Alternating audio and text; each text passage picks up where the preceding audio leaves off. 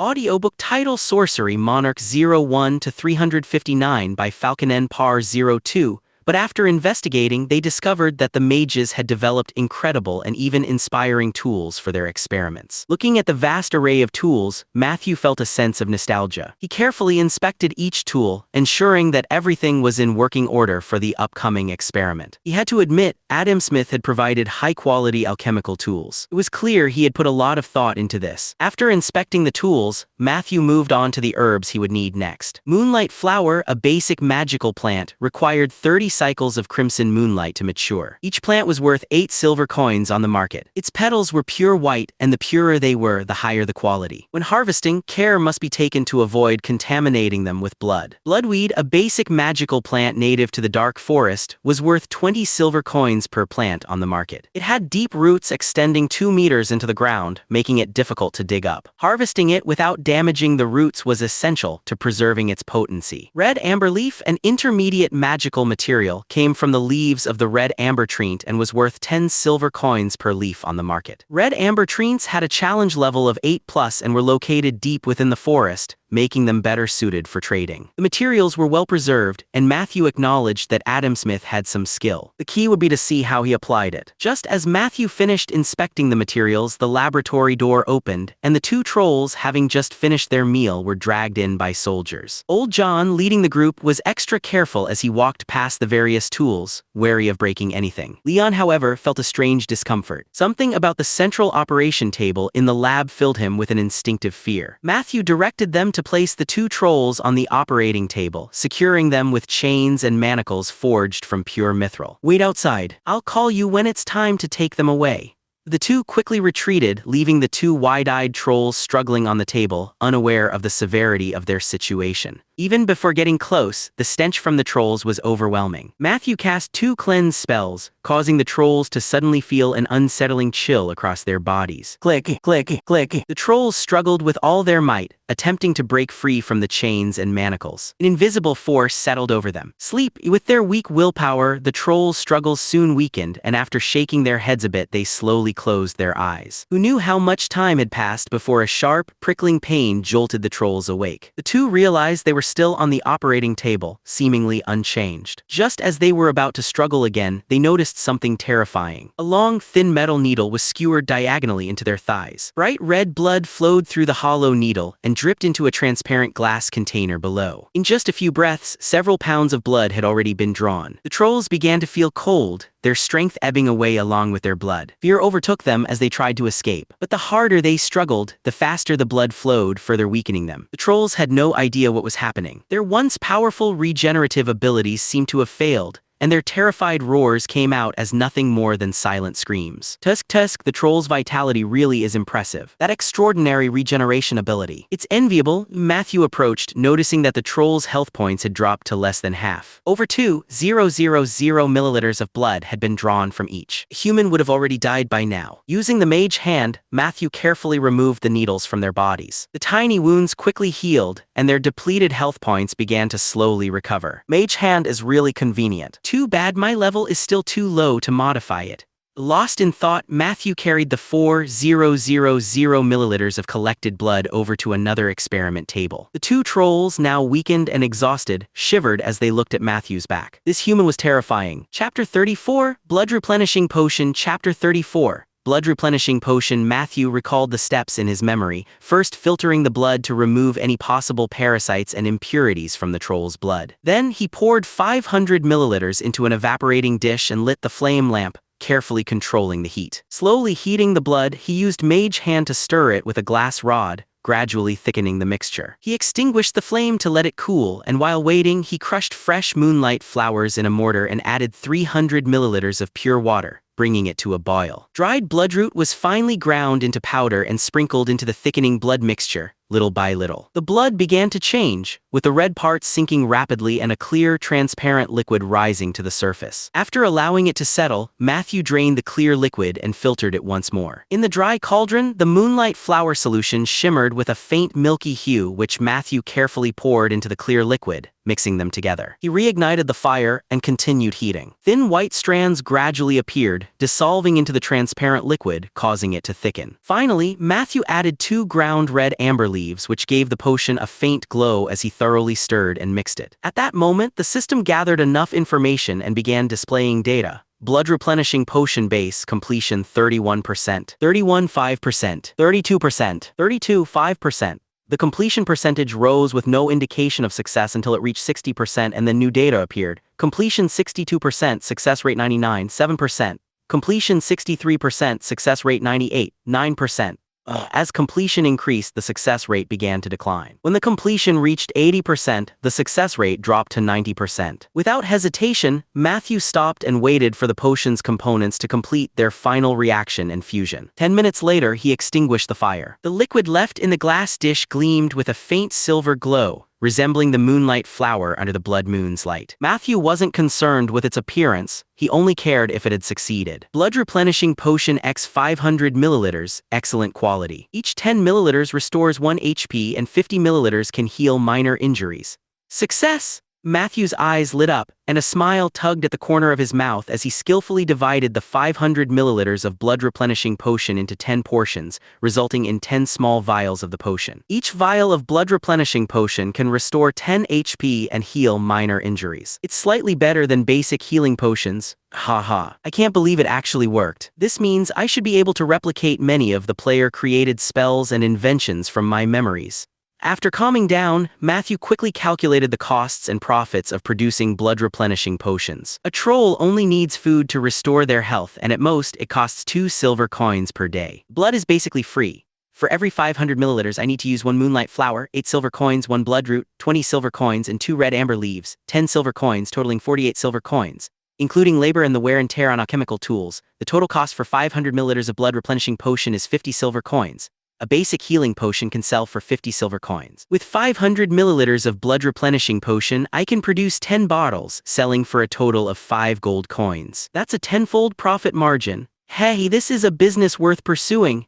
A smile crept across his face, and the 2 trolls, who had no understanding of his alchemical process, caught sight of his expression and began trembling with fear. Ding! Successfully crafted excellent blood replenishing potion. Alchemy +1 now at 88 mid-level. Seeing the helpful system feedback, Matthew felt a wave of nostalgia, reminiscent of his time as a player when every action triggered a system prompt. In hindsight, players had it way too easy. Matthew could feel his potion making still lacked finesse. His actions were somewhat clumsy. He relied on his previous life's experience to avoid any mistakes with timing and stirring. Still, it was precisely this challenge that fueled Matthew's enthusiasm for alchemical research. He adjusted his techniques based on the system's feedback, bit by bit. Soon, he had perfected a standard process specifically for crafting blood-replenishing potions. As he continued brewing, he recorded his progress using the memory capture spell. This would be invaluable later. Ding! Successfully crafted excellent blood-replenishing potion. Alchemy +1 now at 89 mid-level. Sting. Successfully crafted. Alchemy +1 now at 90 mid-level. Alchemy +1 now at 91 mid-level. Stuck at a 90% success rate, Matthew gradually improved the completion percentage, enhancing the potion's healing effects bit by bit. This progress wasn't immediately noticeable, but Matthew could sense that fully mastering potion making would require significant time and effort. Nonetheless, Matthew wasn't worried. Each level gained in alchemy marked a step toward improvement. After using up 4,000 milliliters of blood, Matthew had brewed 80 bottles of blood-replenishing potion, estimating a sale price of 50 silver coins per bottle. If all went well, his night's work would net him 40 gold coins in profit. Of course, the biggest gain was his alchemy level reaching 96, inching closer to 100 and the high-level tier. After safely storing the potions, cleaning up the tools, and casting a few more cleanse spells to erase any traces, Matthew finally turned his attention to the trembling trolls. They had lost nearly half their health earlier, but had now recovered to about 80%. Their recovery rate was notably slower than when Matthew had first encountered them. As expected, extraordinary regeneration requires food and energy as a foundation.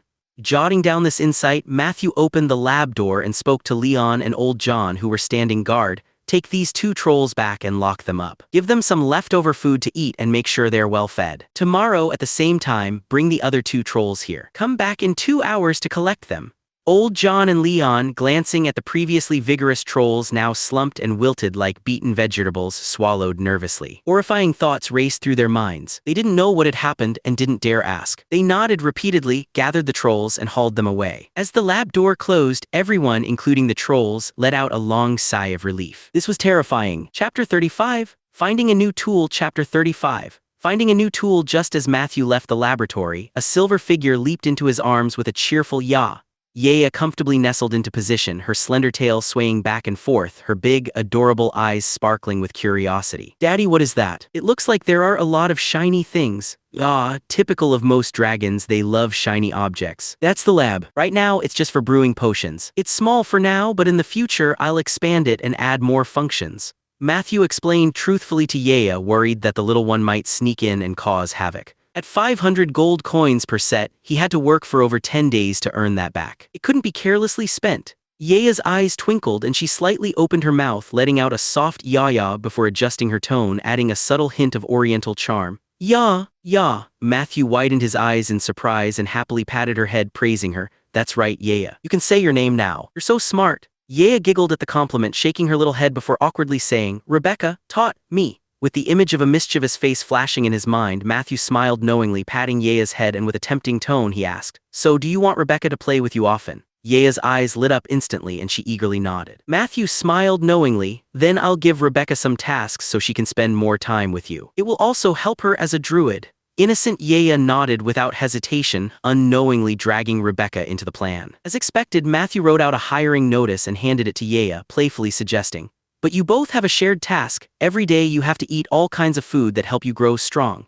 Yaya didn't care about the last part, happily clutching the parchment and flapping her wings as she fluttered around the room, clearly thrilled. The night promised to be extraordinary. Over the next few days, everyone in Bay Village was kept busy. Waking up early to eat, they quickly got to work under the supervision of Village Chief Field. They worked hard until noon, enjoying hearty lunches provided for them. After working another afternoon, they returned home with the copper coins they'd earned. Though the wages weren't much, the promise of a good meal and contributing to the village made everyone's spirits improve. Of course, amidst their work, their curiosity often turned towards the bustling military camp. Seeing the soldiers engage in simple drills every day and enjoy plentiful meals of fish and meat made many of the villagers eager for the same life. Everyone wanted to eat meat. A few days ago, Chief Field had been tight-lipped, but eventually the villagers wore him down and he let slip some hints over drinks. The very next morning, Bay Village was buzzing with excitement as everyone discussed how to become a professional soldier and the benefits it entailed. As the instigator, Chief Field no longer bothered to think much about it and urged everyone to get back to work. Several women preparing food shared the good news that today's lunch would be hearty again, with each person getting a share of fish. This energized everyone even more, as they noticed that neither the Lord nor Ralph the steward had appeared, leaving them to manage things on their own. Yet none of the villagers were tempted to slack off. Those who did were quickly whipped back into line by Chief Field. The soldiers were also training hard, their shouts could be heard from afar. Many people had learned that after the wall was completed, the next project would be building a new barracks. Some quickly did the math and realized that speeding up their quality work would result in earning more. A cool breeze blew as Matthew set aside the alchemical notes from his predecessor,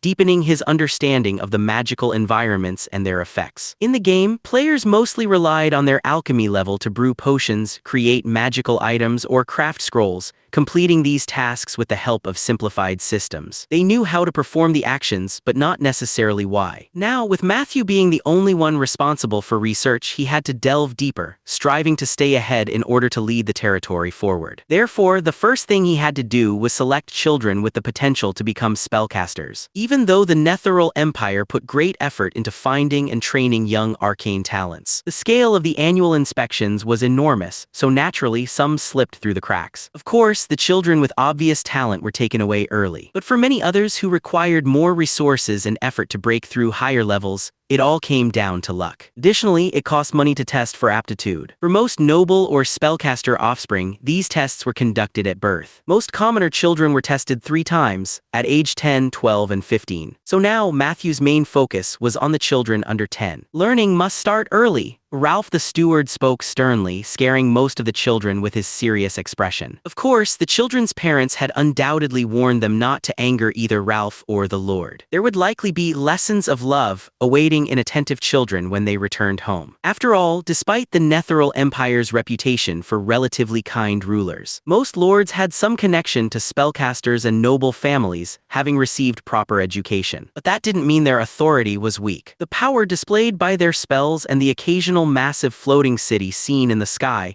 constantly reminded everyone to behave. Everyone line up by age. Those under 6 stand to the left. You may not fully understand this now, but I'll explain it clearly. What happens next could change your future and your families. Ralph the steward organized the children, watching them with a mix of nostalgia and hope. Many were nervous and scared, but a smile played on his lips. Matthew pulled out a crystal for testing, slowly infusing it with mana, and handed it to the first group of 15-year-olds. A freckled girl with gray-brown eyes hesitantly approached, too nervous to look Matthew in the eye. Meryl, race human. Age 15. Profession none. Talent not activated. Attributes: strength 5, agility 6, constitution 5, perception 8, intelligence 11, charisma 10, evaluation 50% chance of becoming a novice mage, 5% chance of becoming an intermediate mage, 1% chance of becoming an advanced mage. Matthew had already seen through Meryl and the harsh evaluation. He wasn't disappointed, but rather relieved. At least my predecessor wasn't completely unfair. Nervously, Meryl placed her hand on the pure crystal. A faint glow appeared in the center, tracing delicate lines but not expanding further. Her heart sank with disappointment. She had failed to light the crystal fully in her previous 3 tests, and now, it seemed she had failed again. Very good, Meryl. You've passed. You have a good chance of becoming a spellcaster, but you'll need to work hard. Go stand aside. Matthew's gentle words rekindled hope in Meryl's heart, and she eagerly nodded, her despair turning into excitement. Chapter 36, Icebird, Liana. Chapter 36, Icebird, Liana. Seeing Meryl successfully selected, the other worried children suddenly felt hope ignite within them. The second child to step forward was a boy standing at an impressive 8 meters tall. Though his appearance seemed quite mature, Matthew paid it no mind. Becoming a mage only depended on intelligence attributes, not height, looks, gender, or race. The boy was visibly nervous as he grasped the testing crystal, closing his eyes and focusing with all his might. Despite his best efforts, the crystal remained unlit. Matthew shook his head and calmly said, "You don't have the talent to be a mage, but you could become an excellent druid." This young lad named Haggis had an astonishing perception attribute of 15, charisma of 11, and both strength and constitution at 10. Normally, with such physical talents, he would be better suited to becoming a cleric or paladin. However, a druid could be controlled more easily, unlike the other 2 classes, so that was his only option. Haggis, though tall, still had an immature mind and couldn't tell the difference between a mage and a druid. He simply celebrated with a clenched fist and then, remembering something, nervously asked, "So, did I get selected?" Matthew smiled warmly and nodded without hesitation. "Of course, you'll receive initial training as a professional. Once you become one, you'll be assigned a role. Yes, you'll be working for me soon enough." With Meryl and Haggis setting a good example, Matthew was pleasantly surprised to find that, despite most of the 15-year-olds tested lacking the talent to become exceptional mages, like Meryl, at best able to become low-level spellcasters, nearly half of them still possessed potential to become professionals in other fields. This was an outstanding ratio which reminded Matthew of the future age in the prime material plane when heroes would rise and legends would shine brightly. Indeed, they didn't just appear out of nowhere. Many ordinary children with potential to become professionals were simply overlooked. Of course, Matthew knew that the root cause of this was the distribution of resources, the competition for them, and the cost-effectiveness of nurturing talents. No matter the world, it was always the same. But in this world, resources and talent equaled power itself, so the class system was more entrenched, theoretically enduring forever. However, Matthew wasn't burdened by such concerns. Knowing what was coming, he chose to take in as many as he could. Ralph the steward meticulously recorded every child selected for their professional potential. Both personal and family information was recorded and kept confidential. These children were the Lord's valuable assets. While the physical development of the 15-year-olds had begun to settle, the 13 and 14-year-olds exhibited even greater potential. After some thought, Matthew decided to select many children whose attributes were within 2 points of qualifying. Top talent was essential, but a vast foundation was just as crucial. The 300 children aged 10 and up were quickly sorted. In total, 165 children with professional potential were selected, 14 of whom had mage potential. The most gifted child had an intelligence of 14, marking them as one of the more talented peers, with about a 5% chance of becoming a high-level mage, a small gem that had slipped through the cracks. The children under 10 were intentionally left for last, as Matthew was curious to see if these untested ones would bring any surprises. The first few didn't light the crystal, but their natural talents weren't bad, with 1 or 2 attributes reaching 8. Then came the 10th child, a small figure wrapped in a black robe walking forward alone. The other children glanced at her with a mix of curiosity and fear, their expressions strange. The more unusual their reactions, the more interested Matthew became. He spoke softly with as gentle a tone as possible. "There's no need to be afraid. I'm the Lord of Bay Village. I'll protect everyone's safety, including yours. In my eyes, everyone is equal." His gentle yet commanding voice seemed to relax her a bit. She bit her lip softly. Although she no longer had much hope, she was still willing to try for the sake of her bedridden mother. After all, if selected by the Lord, even just getting a full meal would allow her to save some food for her mother. The rough linen cloak fell away, revealing silver-white hair and a thin, gaunt face. A faint chill emanated from her as Matthew calmly observed the frail-looking girl, his face betraying no emotion, though inside he was struck by a powerful realization. Icebird Liana, anyone with a title like that had to possess at least legendary-class strength and have accomplished feats of astonishing magnitude. In the future, in the tumultuous wars across the western lands, the name Icebird Liana would appear frequently. As one of the top combatants of the Witch Coven, her stunning beauty and near-demigod sorceress power at level 29 were often mentioned by players. Her greatest feat was destroying the central city of the Pfizer Trading Company, killing 3 legendary mages and escaping unscathed from the clutches of 2 demigod archmages. To put this into perspective, in the future, after the fall of the Netheral Empire, Pfizer Trading would inherit vast resources and grow into a massive slaving organization akin to a nation. Many countries and regions would suffer greatly under its raids and attacks. Players who regularly harassed the Pfizer Trading Company naturally regarded Icebird Liana as a powerful, beautiful, and highly popular potential ally. However, many players who delved into the lore of Icebird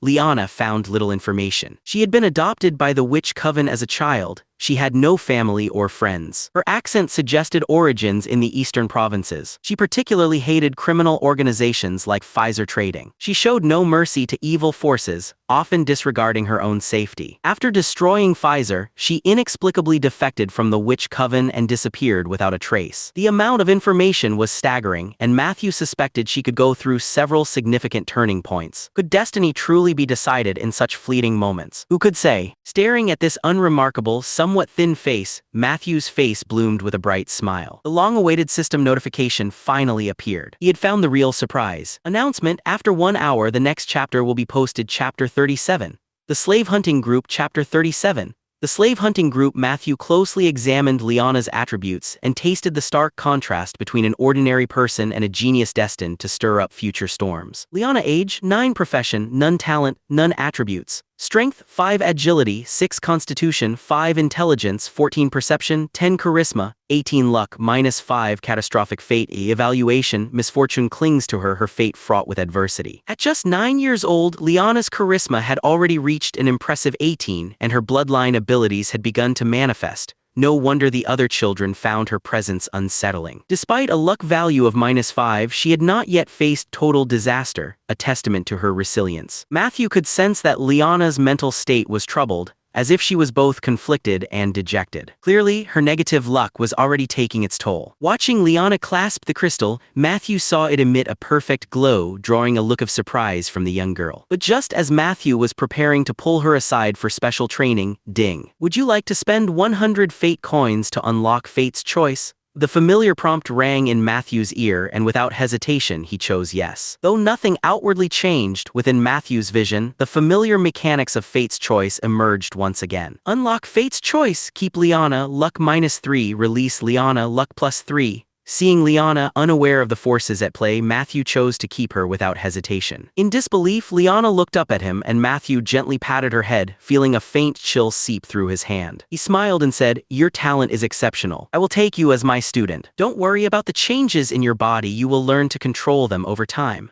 Ralph, inform Liana's family of the good news and bring them to the manor. That's how it was. Geniuses were treated simply and directly. Matthew had no interest in uncovering the hidden dangers. He preferred to cut through problems swiftly and trigger potential threats early on. His prior experiences had already taught him that the longer he waited, the greater the risks. Liana was stunned and overwhelmed with joy. She had never expected such a sudden twist in her fate. Ralph quickly approached, having noticed the commotion, and after hearing Matthew's words, he stifled his curiosity and immediately made the necessary arrangements. John, send a team to Liana's house. Inform her mother of the good news and escort her here for immediate medical care. Old John gathered a squad of soldiers and swiftly set off for the destination. As Matthew watched them leave, he knew this wouldn't be the end of the matter. Matthew patiently finished testing the remaining children, finding that their overall potential was quite promising. Many of the children showed signs of malnutrition due to insufficient food, but it was nothing that couldn't be corrected with proper resources. Ralph noted Liana's name along with the other children's details, keeping a close eye on her. Just then, distant shouts and commotion drew Matthew's attention. He glanced toward the noise and inwardly acknowledged the accuracy of fate's choice. Indeed, the moments that change destinies often pass in the blink of an eye. Instead of rushing to the scene, Matthew calmly addressed the curious children and ordered the surrounding soldiers, escort the children to the manor and forbid anyone from approaching until the situation is resolved.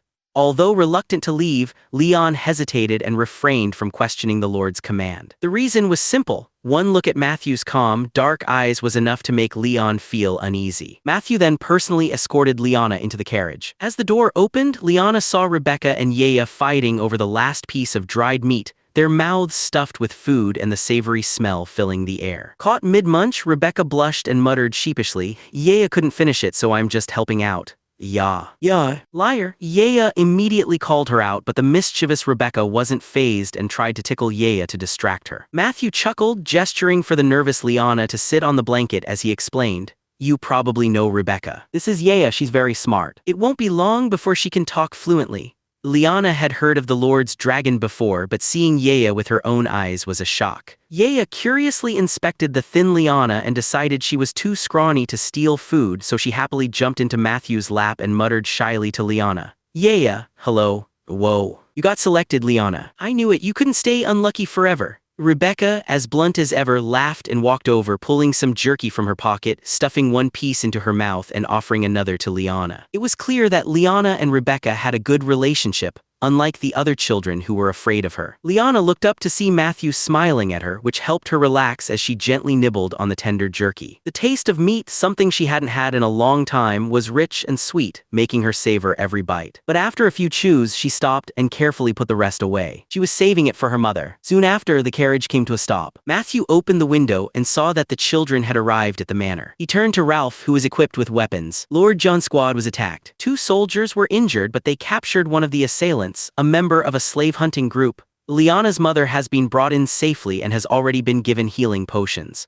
Liana gasped and quickly ran out to see her familiar figure standing next to old John. Finally relieved, she ran into her mother's arms, tears flowing freely. The confused Sulan hugged her daughter tightly, gently comforting her. "It's okay." Lord John appeared in time and drove the bad guys away. "We're safe now." Liana whispered something into her mother's ear, and the pale-faced Sulan tried to bow toward Matthew's carriage. "Thank you, Lord." Matthew raised his hand to stop her and addressed John instead. "Take them to the manor and give these 2 recovery potions to the injured soldiers. When you return, tell me everything about the battle." Slave hunters, Matthew didn't expect an old acquaintance to come knocking. But he was thankful for this early discovery. Better to eliminate the threat now. Announcement: after 2 hours, the next chapter will be posted. Chapter 38. Bite Back. Chapter 38, Bite Back. The Slave Hunting Group, one of the most reviled organizations in both the Netheril Empire and all of West Continent. They were nothing but soulless beasts. Driven by profit and greed, they violently captured humans, barbarians, orcs, half-elves, halflings, and even elves and dwarves. Once caught, they would immediately be assigned the status of legal slaves. From there, the captives would be imprisoned, transported to various regions, and sold in twisted transactions. Sometimes, these captives were subjected to horrific and perverse experiments. Other times, they would be mentally manipulated, becoming nothing more than living tools. Some were even gifted to powerful benefactors who protected the slavers, giving them even more support. Undoubtedly, the appearance of a slave hunting group in Bay Village was not about catching fishmen in Misty Marsh or Silvermoon River. Nor was it to capture goblins, kobolds, or gnolls from the shadowy forest. It certainly wasn't about capturing the dangerous and not-so-valuable trolls. Their only possible target was Bay Village itself. Upon learning this, Ralph, the steward, was furious and immediately reported to Matthew. It was the first time Matthew had seen Ralph so enraged. However, he did not probe further into Ralph's backstory. He calmly issued orders. "Where is the prisoner? Bring him to me.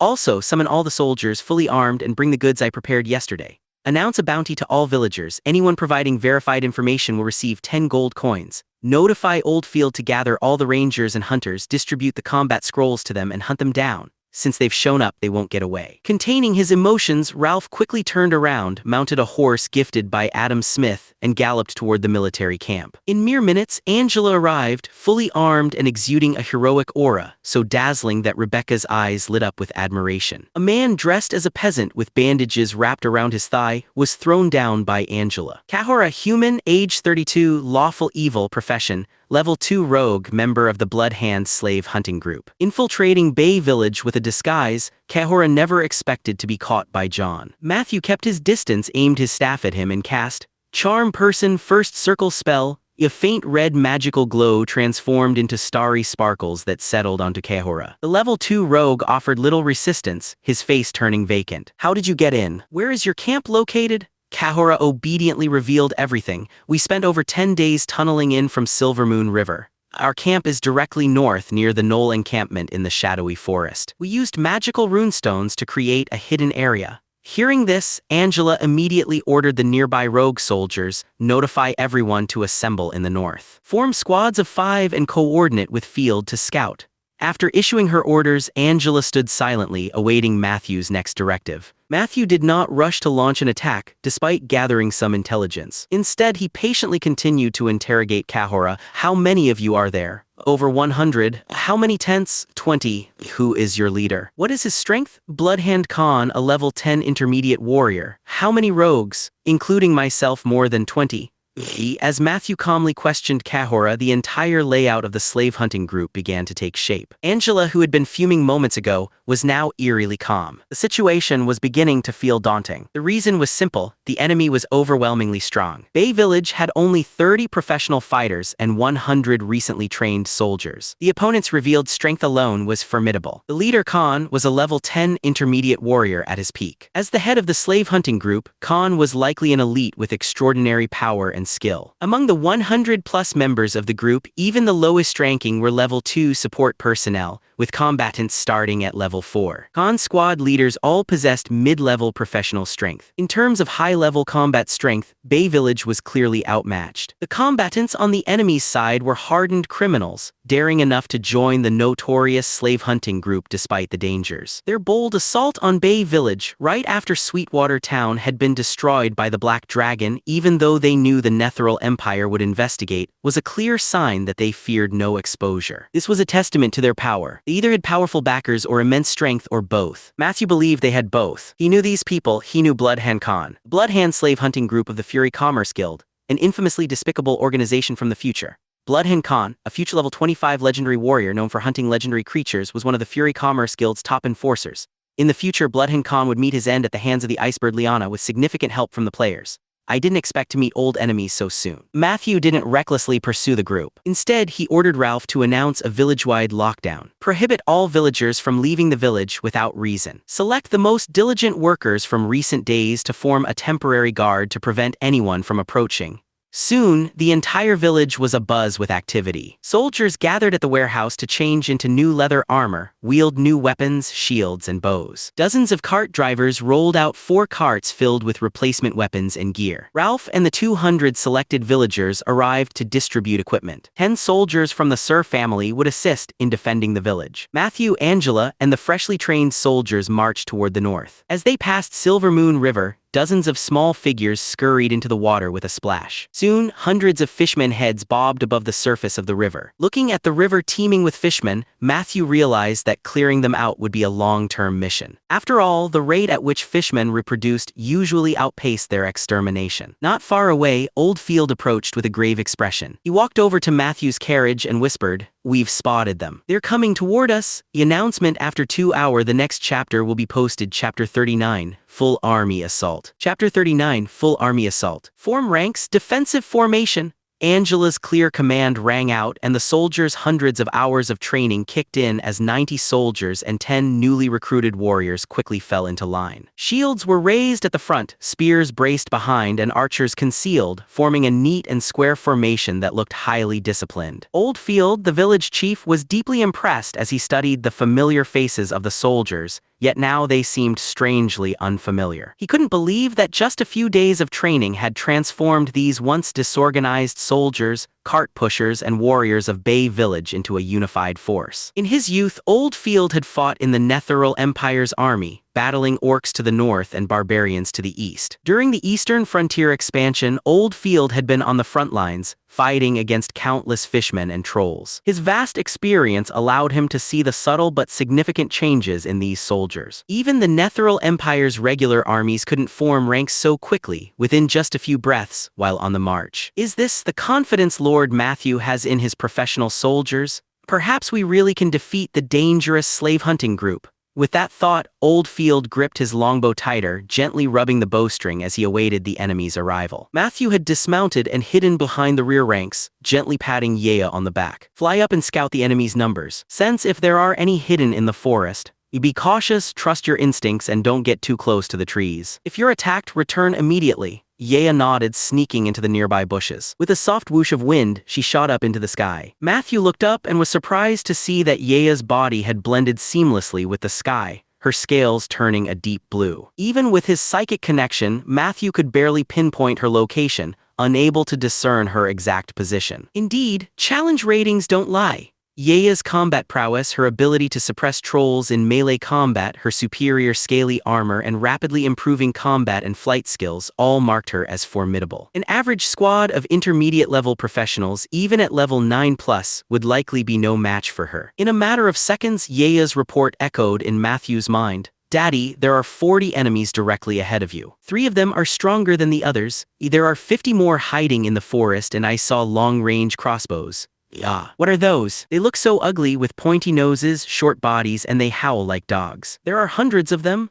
Have they lured kobolds into this? Their appetite is insatiable. Matthew wasn't shocked by the Bloodhand slave-hunting group's underhanded tactics. He had learned long ago never to underestimate any opponent. After all, every player who had died at least 100 times could speak from experience on the matter. Without hesitation, Matthew had Yea return and began calculating rapidly. The kobolds will reach here in 20 minutes. Returning to Bay Village will take half an hour, but there's a chance their rear guard will delay us and we could face an encirclement. Holding our ground here would play into their hands. It could continuously draw more monsters to overwhelm us. It seems their battle tactics are quite seasoned. They've likely faced regular military forces before. The enemy's forward detachment is approaching fast. We'll engage them in 3 minutes. In that case, we can both achieve our goals. Without hesitation, Matthew relayed the information to Angela, laying out his plan. The young knight pondered for only a few seconds, glanced at the determined soldiers standing in neat ranks, and nodded confidently. I think it will work. Even though the enemy is strong, their will is weak. They lack the spirit of sacrifice, so we will prevail. Hearing Angela's unwavering confidence, Matthew smiled and said firmly, Then lead the battle, my knight. Drawing her longsword, Angela took a deep breath, her entire body glowing with light. Her voice rang out clearly, spreading through the ranks of soldiers. Maintain formation. Target north. Full army assault. Each soldier felt an odd lightness in their limbs, as if their weapons and armor had become a little less burdensome. The knight class was designed specifically for war, and this was one of its signature abilities, the Aura of Vitality. It granted all nearby allies within 50 meters a powerful buff, +1 strength, +1 damage, +2 movement speed. Filled with courage, the soldiers marched forward confidently, following Angela's lead. The synchronized footsteps stirred something within each soldier, their pace quickening as their morale surged. Lion, marching alongside them, felt his heart racing with excitement. He felt connected to his comrades, part of a powerful whole. No matter who the enemy was or how strong they might be, he had faith that they would be victorious. Marching within the formation, Matthew observed his troops with satisfaction. Though their individual strength wasn't extraordinary, they were highly adaptable and had great potential for growth. Today, he would use a fierce and bloody battle to sharpen their edge, using the enemy's blood and death to temper them. Naturally, Matthew began his own preparations for the upcoming battle. His staff skills, mana potions, magical scrolls, and combat spells were all ready. A well-prepared spellcaster was the most terrifying force on the battlefield. In the dense wilderness bushes, the winter chill lingered faintly in the air. Alta shivered as an inexplicable sense of unease crept over him, like he was being stalked by a deadly predator. Instinctively gripping his short sword tighter, he scanned the area but found nothing unusual. Shaking out his arms, he reminded himself that tension would only drain his stamina quickly, a common rookie mistake. Alta was a seasoned hunter, and he quickly regained his composure, forcing himself to stay calm. It's probably nothing. There are plenty of other scouts nearby, and while they may slack off sometimes, they wouldn't. As an experienced hunter, he knew better than to let his emotions cloud his judgment. It's just nerves about the upcoming battle. If we run into one of the Netheral patrol teams, we'll be in serious trouble. But this time, the higher-ups have decided to attack a village. Let's hope it goes smoothly. Work is getting riskier these days. After this job, a sharp claw pierced through his kidney, sending waves of excruciating pain through his body, shattering his focus. Alta gasped, his mouth opening in a silent scream. A blow to the back of his head snuffed out his consciousness, his final thought flickering. An assassin? As his limp body was gently lowered to the ground, Yaya inspected her handiwork and muttered contentedly, "Daddy's training really pays off." Announcement: after 2 hours, the next chapter will be posted. Chapter 40, A Crushing Blow. Chapter 40, A Crushing Blow. Yaya, with her exceptional perception and stealth skills, had eagerly embraced her father's lessons on ambush tactics and was thrilled to put them into practice. Alta wasn't her first target, nor would he be her last. 8 notifications flashed in Matthew's mind, attesting to Yaya's success. Tusk, Yaya's movements are incredibly swift. She's a natural-born fighter. Once she grows larger, her combat abilities will be even more formidable. 3 level 2 rogues, 3 level 2 barbarian sentries, and 2 level 3 rogues provided me with a total of 180 experience points. Current total experience, 1,600. Still need 400 more to level up. They're now just 300 meters away. It's time. Matthew's eyes glinted as he sent Yaya the signal to retreat, watching the swaying reeds and shrubs ahead. He nodded lightly to Angela and pulled out the final spell scroll from the Sir family. 5th tier spell, Mass Haste. It granted all allies within 50 meters a 40% boost to movement speed and a 20% increase in attack speed for 3 minutes. An indescribable lightness enveloped each soldier. They surged forward like arrows loosed from bows, moving swiftly across the terrain. Despite their speed, the soldiers maintained their formation, as they had practiced countless times. The towering reeds obscured their vision. Clark, the squad leader, nervously touched the hilt of his sword and frowned, turning to his uneasy comrades and asking his men, "Why haven't the sentries responded? How close are they? Should we fall back?" Confidently shaking his head, bare-chested and hefting a spiked flail, Carmen sneered. "Haha, don't worry. Bay Village hunters. They're too afraid to even enter the dark forest. How could they pose any threat to Alta and the others? I bet that little lord of theirs just brought his baby soldiers to scope things out." Stroking the cloth-wrapped handle of his flail, Carmen smirked, resting the spiked head on the ground. He pointed toward Bay Village. "That coward won't dare attack. He doesn't know we've got a big surprise waiting for him. When he runs, I'll be the one to catch him." Spellcasters are always loaded. The other members of the slaver gang laughed along, boasting, "Carmen's right. Alta's probably already scouted the village and picked out the best targets." Exactly. They always grab the best loot first. By the time it's our turn, we're left with the scraps. True, I'd like to be a sentry next time.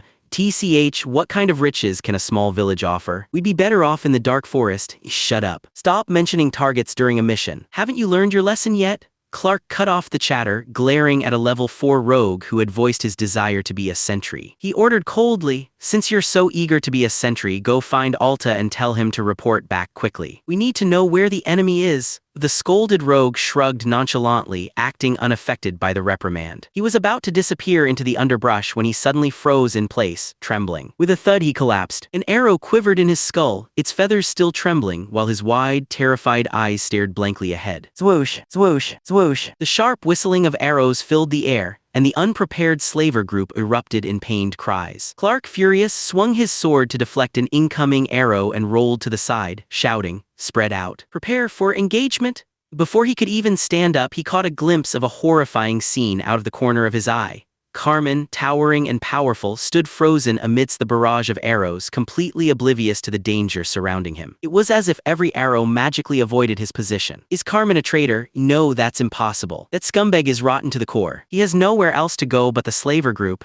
Could it be mind control magic? Clark didn't want to admit it, but even someone as resistant to magic as Carmen had fallen silently under a spell. If Carmen could be targeted, Clark realized he himself wasn't safe either. Before Clark could react, a volley of more than a dozen blue magic missiles screamed through the air. Clark quickly deduced that all of the missiles were aimed at the motionless Carmen. It was clearly the first-tier spell Magic Missile. Clark had only ever seen a mid-tier mage cast 3 missiles at once, but the sight of over a dozen missiles in succession was terrifying. No one in the slaver group dared step in to shield Carmen. Instead, they hastily scattered in all directions. Thwack! Over a dozen bloody holes appeared on Carmen's body, and the spray of blood drenched the area in red. Fortunately, he felt no pain. Half of his head was gone and he died without a sound, likely still trapped in some absurd dream. Fear gripped Clark's heart, his selfish instincts taking over. Without hesitation, he turned and fled, his swift movements far outpacing his comrades. As he dashed in panic, Clark saw a terrifying but fortunate sight just before he dove into the reeds. The soldiers, marching in perfect step, burst through the towering reeds with unstoppable force, slamming into his panicked comrades. A few warriors, unable to evade in time, roared in defiance as they launched desperate counterattacks. If they were going to die, they would take some down with them. But their finely crafted weapons only left insignificant scratches on the soldiers' shields. The seasoned Clark quickly realized that the soldiers in the front line were also professional warriors. 20 shield bearers in perfect formation. Terrifying. Before the desperate warriors could change their tactics, a row of spears jabbed out from behind the shields like a snake's bite. Thud! The struggling warriors were impaled, their bodies left dangling like salted fish before being tossed aside like garbage. Only one warrior, the strongest at level 4, managed to break through 3 spears. But before he could regain his footing, the oncoming shield smashed into him, throwing him off balance, and the deadly spears struck again. He was doomed. Clark burned the image of these light-footed soldiers and their deadly, synchronized shield wall into his mind. He abandoned all thoughts of his comrades and dove into the thickets. He had to inform Carmen this was no ordinary opponent. The shrieks of pain and despair rang out behind him, only to be quickly silenced. Chapter 41, The Opponent Overwhelmed by Wealth. Chapter 41, The opponent overwhelmed by wealth. The rangers surrounding the rear had blocked the slavers' last hope of escape. They tried to make a desperate final stand, only to crash into the shield wall and get skewered by spears, falling with no chance to resist. The battle was over in less than 5 minutes from start to finish. Aside from a few escapees like Clark, more than 40 members of the Bloodhand slaver group lay dead. Matthew's soldiers, on the other hand, suffered no fatalities, with only 5 lightly wounded. As the fight ended, Angela ordered the soldiers to clean up the battlefield. The soldiers who had fought were only now beginning to process what had just happened. Is it really over? We won. These ruthless slavers were this weak. They weren't any tougher than those fishmen monsters. Haha, I overheard their talk before. Every single one of them deserved what they got. Shame a few managed to run off. They fled even faster than fishmen.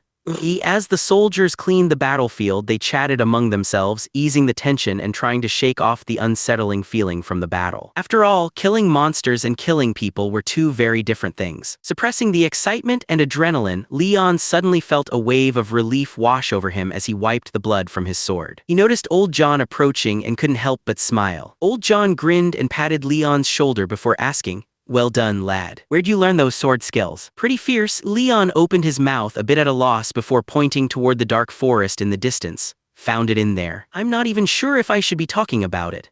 After collecting all the weapons and loading the slavers' gear onto carts, Matthew decided not to distribute the loot right away. First, it would take time, and second, the soldiers weren't yet ready for more equipment. When fighting in formation, simplicity, efficiency, and uniformity are key to strength. For Matthew, this battle was the first time he had faced real human opponents. Now that it was over and they had won so decisively, the weight on his heart lifted. This morale-boosting victory had been a must-win for Matthew. Not just a win, but a crushing, overwhelming victory. Only such a decisive victory could fully win over these soldiers and inspire them to follow him into even more dangerous battles. Matthew had planned meticulously, and it was this level of preparation that made the seemingly effortless victory possible. He had weakened the enemy in many ways before the battle even began. He had specifically instructed Village Chief Field to feign weakness, subtly making the enemy overconfident. confident. Then he sent Yaya to scout their numbers, which allowed for the full force of his troops to engage from a position of strength. Yaya had silently taken out all the enemy sentries, leaving the slavers blind before the fight even began. From his vantage point, Matthew observed the enemy's positions and assessed the most dangerous individuals, targeting them for early elimination. And all of this was just weakening the enemy's strength. What was more crucial was how he had enhanced his own soldiers. Before the battle began, Matthew's preparations were already in motion. Angela's aura had allowed the soldiers to adapt to their sudden increase in speed and strength. The orderly formation built up their momentum step by step,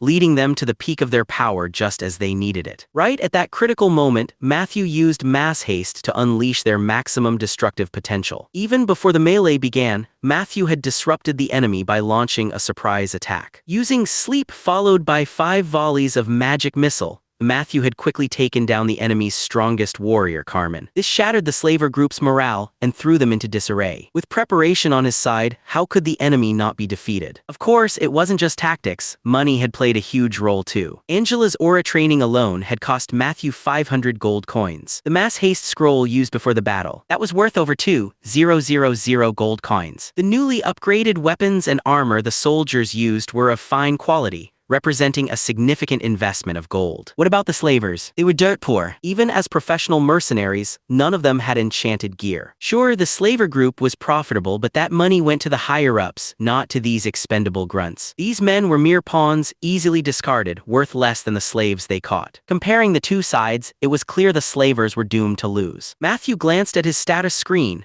noting the now dulled -3 in the luck category. His choices had been correct. Besides the weapons and armor, Matthew's only real gain was the experience points they had contributed. The 44 defeated enemies had provided him with 400 experience points and 3 skill points. His total experience now exceeded 3,000 points, enough to level up with 1,000 points remaining. He decided to save it for later. Without hesitation, Matthew turned to the assembled soldiers and produced 5 bottles of healing potion, saying, "Wounded soldiers, step forward." Even though they had expected it, when Matthew revealed those valuable potions and placed them in front of the injured men, every soldier felt a surge of pride and gratitude. With a lord like this, what more could they ask for? They'd fight with everything they had. With this simple gesture, Matthew earned the undying loyalty of his soldiers. It was clear that in future battles, these men would fight fiercely and never retreat. Chief Field, still in a daze, watched Matthew's lavish use of wealth and felt faint. What lord or archmage ever cared this much about their soldiers? To be blunt, most of the soldiers hadn't even been worth as much as their weapons or potions. Field didn't need to guess Matthew's deeper motives, but he was certain of one thing. As long as their lord continued treating them this well, they would stand with him, even against the elves of the north. After drinking the healing potions, the wounded soldiers quickly recovered, declaring themselves ready to fight again. The rest of the soldiers, having finished cleaning the battlefield, repaired their gear under Angela's guidance, forming up for the next march. Matthew swiftly executed the 2 injured prisoners, confirming the accuracy of the intelligence gathered during interrogation. Petting Yaya, who had played a crucial role, Matthew considered his next move with his motivated soldiers at his back. "We've eliminated 45 professional enemies. There are likely 80 more left, including 5 mid-tier professionals. They wouldn't have expected their forward force to be wiped out in just a few minutes. It's been less than 10 minutes since the fight began, but the kobolds are almost here. The battle had only just begun." Note, after 1 hour the next chapter will be posted. Chapter 42, Crush Them. Chapter 42, Crush Them. The victorious soldiers, faces beaming with smiles, advanced in unison toward the direction where Clark had fled. Angela, who knew the truth, shouted in a clear and bright voice, "We are the Lord's soldiers, the shield that guards the territory, the sharp blade that defeats the enemy." In a few minutes, the remaining members of the slaver group actually pinned their hopes on a few hundred kobolds, waiting for us to suffer heavy losses. And then they'll come out to take advantage. As soon as these words were spoken, the soldiers burst into laughter, and Angela quickly added, "I guess the reason is simple. The slaver group is scared. They've lost their belief in victory, but they are destined to be disappointed. The Lord personally dealt with all the kobolds, and we can catch them off guard again." When Matthew was mentioned, the soldiers all looked at him with reverence. Old John seized the moment and shouted, "Victory!" The soldiers shouted in unison, "Victory!" The fervent cries echoed across the flat wasteland and reached the ears of the slaver group. Somewhat panicked, Clark pointed in the direction of the voices and murmured in disbelief, "These definitely aren't some newly recruited militia. They must be elite troops sent by the Sir family." Bloodhand Khan, clad in full metallic armor standing at 9 meters tall, wielding a single-edged large axe, exuded a terrifying killing intent. As a warrior on the verge of becoming a high-tier professional, Bloodhand Khan not only possessed immense power but was also very experienced in battle. Since joining the Pfizer caravan, he had been through dozens, if not hundreds, of battles, big and small, encountering many dangerous and terrifying opponents. He had personally killed burly orcs of tremendous strength in direct combat. He had also beheaded trolls known for their exceptional regenerative abilities. He had even ventured deep into the northern wilderness to hunt massive ogres with extraordinary power. But he had never seen any enemies who possessed the terrifying coordination and momentum of these soldiers. Their individual strength wasn't formidable, some weren't even professionals, but their coordination was terrifying beyond words. The unified march, the seamless formation, and the overwhelming momentum couldn't be explained away by Clark's claim of elite troops. At this moment, Khan realized that trouble was brewing, not to mention the mysterious spellcaster Clark spoke of, who was likely hiding among them. From this perspective, this young lord was clearly prepared for battle. With a somewhat helpless frown, Bloodhand Khan secretly made up his mind. If things went south, he would retreat immediately. Making money was important, but staying alive was more important. Before the battle had even begun, the difference in battle resolve between the two sides was already apparent. This showed just how hard Matthew had worked to create the appearance and effect of an overwhelming victory. Woof, woof, woof. Barking sounds echoed from afar as hundreds of figures emerged from the dark corners of the dark forest, snarling and baring their fangs. The slaver group members who had been a bit uneasy finally relaxed, silently praying in their hearts. Watching the tide of kobolds rushing forward, Bloodhand Khan breathed a slight sigh of relief. Thankfully, they had this trick up their sleeves. It at least stabilized the situation. But he was also very clear that he couldn't rely solely on these hundreds of weak kobolds. The outcome would still depend on these greedy and reckless thugs under his command. We were never particularly good at head-on combat. Dirty tricks are our signature. As long as we win, the last one standing is the victor. Once we defeat these soldiers, Bay Village will be ours for the taking. Haven't you all been holding back for a long time? Show them what you're made of. And as for the consequences of failing to complete the mission, I don't need to remind you, do I? Hearing Bloodhand Khan's cold tone, the already anxious members of the slaver group shuddered. Spurred by both fear and greed, they flushed with excitement, glaring at the soldiers drawing closer, preparing for the bloody battle ahead. A bloodthirsty grin spread across Bloodhand Khan's face as he lowered his silver-white metal mask, leaving only his murderous eyes exposed. He shouted in a muffled voice, "Melee fighters, charge with me. Once we break through the first line of defense, victory will be ours. The rest of you flank them and attack from both sides. I advise you all not to slack off, or I'll take matters into my own hands before any punishment arrives."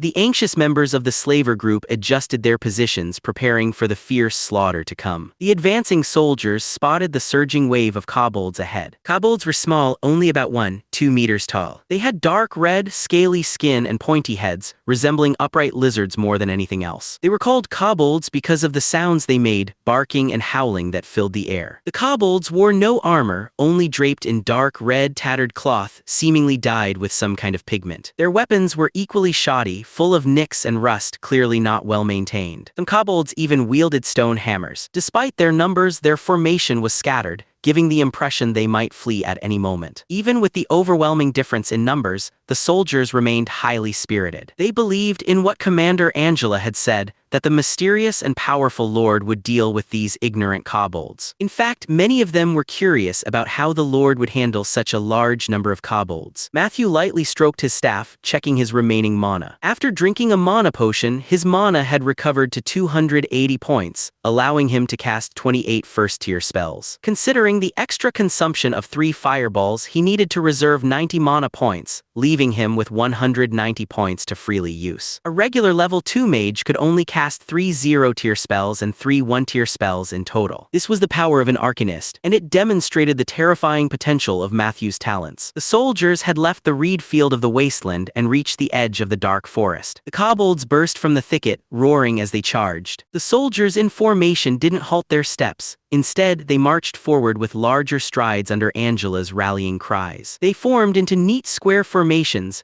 eyes resolute as they spotted the slaver professionals behind the kobold ranks. Angela stood up, raising her sword to point at the fully armed, burly warrior. Her body shone even brighter as she shouted crisply, "Crush them, Chapter 43 Surprised. I have a dragon. Chapter 43 Surprised. I have a dragon. A pale golden light surged from Angela's body. After leading the battle and achieving victory, she successfully advanced to level 2 knight and gained a new war aura skill. The courage aura increased the morale of all allied units within a 50-meter radius by +2, strength by +1, and attack power by 10%. The soldiers felt a warm power rising within them and they shouted for victory, marching forward in unison, charging toward the slaver group members behind the hundreds of kobolds. Not a single one of them backed down or showed fear. They longed for victory to protect their homeland and repay the Lord. The slaver professionals all showed strange expressions, then burst into laughter. These guys are so dumb. Do they really think those hundreds of kobolds are just illusions? They're actually coming straight at us. Do they really have such big guts? Haha, we've already won. Keep up with the kobolds. As soon as their formation breaks, we'll charge in.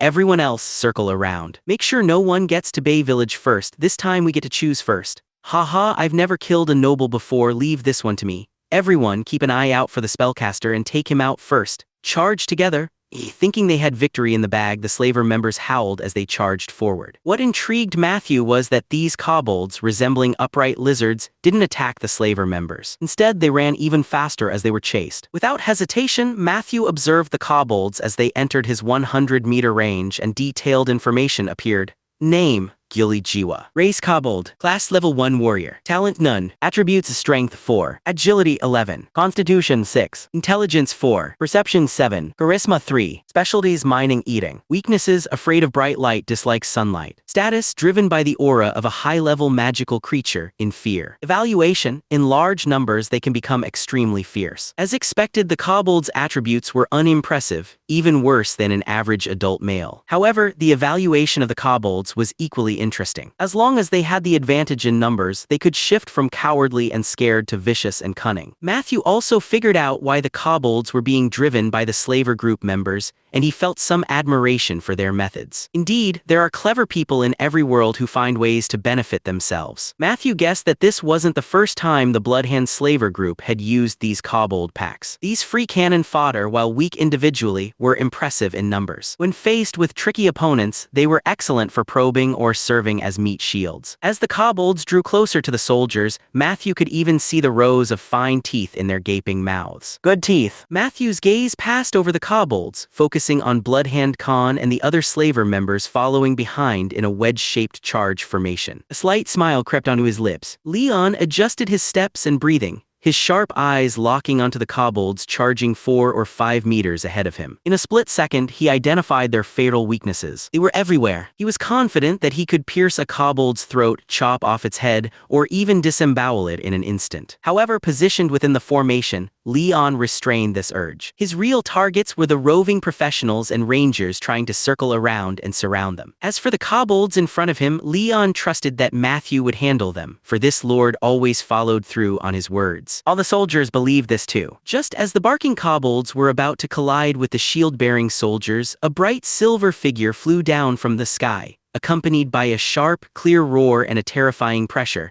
landing in the midst of the gathered kobolds. Roar. Though the roar still carried a trace of immaturity, its tangible majesty sent all the kobolds into instant panic. The fear ingrained in their bloodline blanked their minds, and they dropped to their knees, not daring to move an inch. Only a few of the larger kobolds with slightly stronger willpower, upon seeing the figure in the sky, willingly knelt as well, bowing their heads and barking in reverence. A great dragon? We've finally seen a true dragon. We will never run again. Humble servants awaiting the arrival of the great and beautiful dragon. Great master, we've waited for you for so long. Hundreds of kobolds immediately fell to the ground, unwilling to make any other move. Even when the advancing soldiers roughly pushed them aside, they either got up quickly or simply collapsed again. All the slaver group members stared in disbelief at the figure circling in the sky, their voices trembling with a mix of excitement and fear. A dragon! A real dragon! Yea, the young dragon beast, upon displaying her dragon might, was now being treated as a real dragon. Matthew paid no mind to the confusion. Seizing the moment when the slaver group's morale had crumbled, he raised his staff high. Fireball! A massive fireball whizzed toward the slaver group members who, under the influence of the dragon's might, had no time to dodge. With a thunderous explosion, 4 or 5 charred corpses scattered across the ground. Only Bloodhand Khan remained standing in the center, but the necklace around his neck had cracked, clearly damaged by absorbing the fireball's force. Bloodhand Khan's bloodshot eyes glared furiously at Matthew behind the soldiers as he stormed forward in a frenzy. Hi. Charging fireball! Matthew's mana surged out as he launched a second spinning fireball toward the charging Bloodhand Khan. Bloodhand Khan's face paled under his mask. He roared angrily, dark red battle energy surging out as he raised his large axe high and struck the incoming fireball with all his might. Boom! The roaring flames sent scorching waves of heat, knocking several nearby professionals off their feet. All the slaver group members stared in horror at the center of the explosion. As the searing flames gradually dissipated, Bloodhand Khan, now covered in black burn marks, slowly rose from a half-kneeling position. A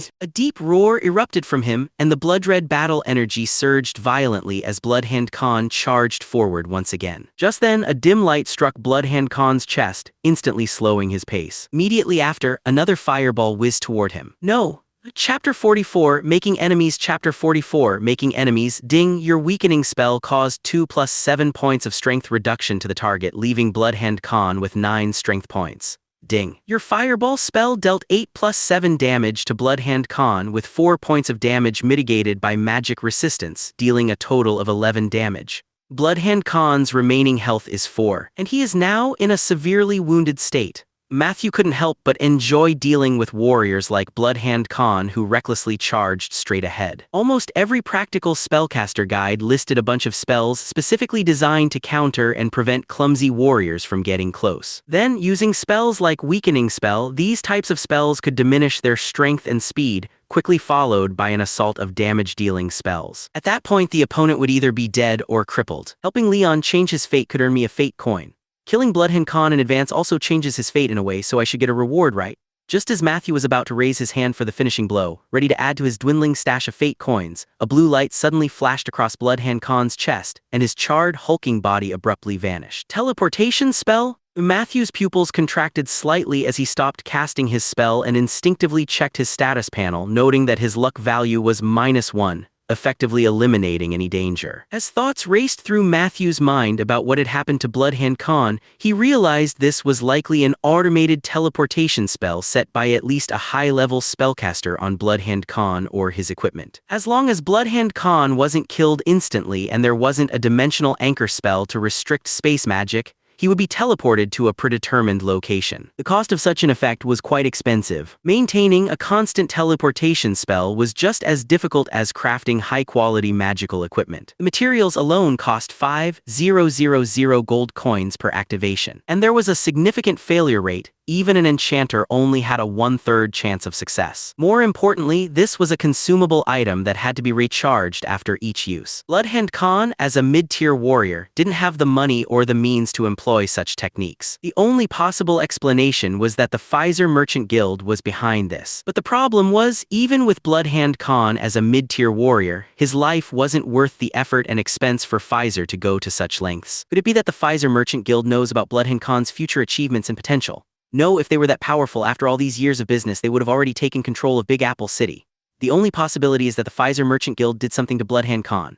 Could it be? Matthew pondered for a while and decided to temporarily put this doubt aside, rubbing his temples in slight frustration. I've made an enemy of the Pfizer Merchant Guild now. I need to prepare for this sooner rather than later. Fortunately, I'm now a member of the Sir family. If I were just an ordinary village lord, even if I were in the right, I'd be subjected to open suppression and attacks. But the people in Big Apple City love playing dirty tricks, so I'll probably face plenty of covert attacks in the future. As Matthew mused, the soldiers in the morale-boosting formation shouted for victory as they clashed with the disoriented slaver professionals. The uncoordinated slaver group members were clearly no match for the well-coordinated soldiers. Their attacks were consistently blocked by shield-bearing soldiers, and when faced with the organized and swift spear thrusts, they could only retreat. Several professionals, unable to dodge in time, were stabbed in the thigh or chest, quickly collapsing with screams of agony. This situation further terrified the remaining professionals, who dared not hold the front line and kept retreating. Occasionally, a few stronger professionals would try to band together and fight collectively, but the continuous, cunning, and precise rain of arrows would cover their positions. Once separated, their agile combat skills and evasive maneuvers were no match for the soldiers' orderly spear thrusts, and they were quickly picked off one by one. The nimble rovers were the primary targets. Lacking the strength to deflect arrows like the warriors when faced with multiple arrows, they struggled and were promptly struck down. Once injured or slowed, the lethal arrows would end their lives. Within the first engagement, over 50 professionals had already lost 7 or 8 members, with another 10 severely wounded. The overwhelming combat power of the soldiers shattered their last hopes, and they howled in panic as they fled. On the verge of another victory, Angela wasn't satisfied. She vigilantly watched the professionals attempting to flee from the flanks, shouting commands, "Field, chase them down. Old John, pursue the rovers on the left." Neither of them recklessly charged ahead. Instead, they led their formations to force the enemy to retreat further. The frontline melee professionals were now locked in combat with the soldiers. With the shield and spear phalanx advancing and the archers providing covering fire, they ultimately couldn't break through the shield defense as Bloodhand Khan had envisioned. The slaver members, who screamed madly and tried to drag the soldiers down with them, were trapped in an endless cycle of injury, bleeding, and death, their numbers steadily dwindling. Until the last warrior who attempted to surrender was pierced through the throat by Leon's sword, and the battlefield once again fell silent. But this time the air was filled with the faint chatter of kobolds. Matthew raised his hand and caught Yeya, feeling her weight of around 40 pounds. Matthew had a feeling that the day when he could no longer lift Yeya was not far off. After the unexpected event of Bloodhand Khan's teleportation, Matthew refrained from taking further action. After all, it could expose his own intelligence. As the territory developed and interacted with more outside forces, it was bound to affect the existing market and pie. Clashing with other forces was only a matter of time, and this incident had merely expedited the process. Chase them down, kill them all, leave no survivors. Scum like this don't deserve to live. The intense killing intent was conveyed to every soldier and professional. Led by Old Village Chief Field, the rangers and hunters who were familiar with the area quickly caught up to the fleeing enemies with the soldiers. Relying on their superior numbers and momentum, they successfully dragged out and eliminated every last one of them. Some slaver members tried to surrender, but not a single soldier showed mercy. None of them wanted these inhuman enemies to remain in their lands. Whether for themselves, their lord, or their loved ones, killing them was a necessity. Announcement: after 2 hours, the next chapter will be posted. Chapter 45, Defeating the Enemy. Chapter 45, Defeating the Enemy. Ding, your soldiers under your command have killed the level 3 Rover Carter. You have gained 30 experience points with a total of 4,500 experience points. Ding, you have achieved a great victory and earned an additional 1,000 experience points and 1 skill point, bringing your total to 7. Ding, you have changed the fate of 872 people and gained 1,072 fate coins with a total of 1,080 fate coins.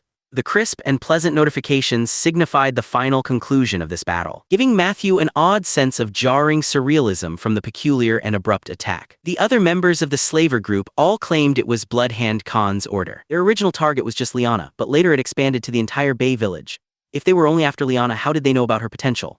Did they use some kind of mysterious prophecy spell? Or is that just an excuse to cover up the truth and their real target was actually me? Logically speaking, I have no grudge against the Pfizer Merchant Guild, and the Sir family hasn't had any conflict with them either. So why were we attacked? The oddity surrounding Bloodhand Khan and the eerie attack imbued with a strong sense of fate led Matthew to focus on the choices of destiny. Unable to figure it out for now, he simply decided to stop thinking about it. However, based on this experience, it was clear that developing military strength was essential. Glancing at the soldiers quickly cleaning up the battlefield, Matthew keenly noticed. After 2 consecutive battles, the original 20 professionals in the team had increased by 8. Bringing the total to over 30. Moreover, Matthew believed that with continued training, having professionals guide and train the soldiers and providing them with ample food supplies, as long as they solidified their foundations, they should all be able to absorb the combat experience and successfully become professionals. Matthew felt a sense of eager anticipation, imagining the future arrival of a fully professional army. After counting all the spoils, Angela walked briskly to Matthew with a hint of joy and asked respectfully and expectantly, "We are about 2 kilometers away from the Bloodhand slaver group's camp. If we advance at full speed, we can reach it in just 15 minutes. The next step was for Matthew to develop the Dark Forest, which required eliminating any possible strongholds and influences from other forces, so he responded decisively. For these heinous scum, we must exterminate them completely. Rest for 10 minutes, then move out again. Send someone back to notify them of our victory, but still assign people to patrol and be cautious of any stragglers." Matthew's orders were quickly carried out. The somewhat tense soldiers relaxed slightly as Angela prepared some food and water to help them replenish their energy. Many soldiers gathered together, enthusiastically discussing their contributions during the battle. Hee hee, I hope my rewards break 2 gold coins this time. I think you will. I took down 2 rovers. According to my estimate, our contributions could be exchanged for those weapons and gear. I want to trade for a longsword. I've got my eye on a shield, but it's probably expensive. I want to trade for a chainmail shirt. It'll give me some extra protection in the next battle. Hearing the soldier's aspirations for the future, Leon gently stroked his longsword, which had developed a couple of small nicks, and his eyes were also filled with expectation. During this time, Matthew went through the spoils of war. Most of the professionals' weapons and equipment were of quite good quality, custom-made military-grade products. Compared to a 50 silver piece spear, their value generally ranged from 2 to 5 gold coins each, totaling around 600 gold coins in worth. The only enchanted item was the large axe that Bloodhand Khan hadn't managed to take with him. Slaughter replica made of mithril and fine steel, excellent quality, sharpness +3, durability +4, anti-magic +1, enchantment fortitude, constitution +1, strength +1. A high-standard replica with a market value of 5,000 gold coins. Matthew raised an eyebrow in delight. With this weapon alone, all the costs of the battle had been recouped. Indeed, fighting against professionals was the most satisfying. Victory brought rich spoils and high returns. Matthew overheard the soldiers' discussions, his gaze sweeping over the pile of weapons and gear. The soldiers' thoughts were positive, bold, and proactive, mostly focused on improving their combat abilities for the next fight. Matthew was more than happy to encourage this attitude, so he turned to Old John and whispered, "Spread the word that these weapons and equipment will be available for purchase with contribution points.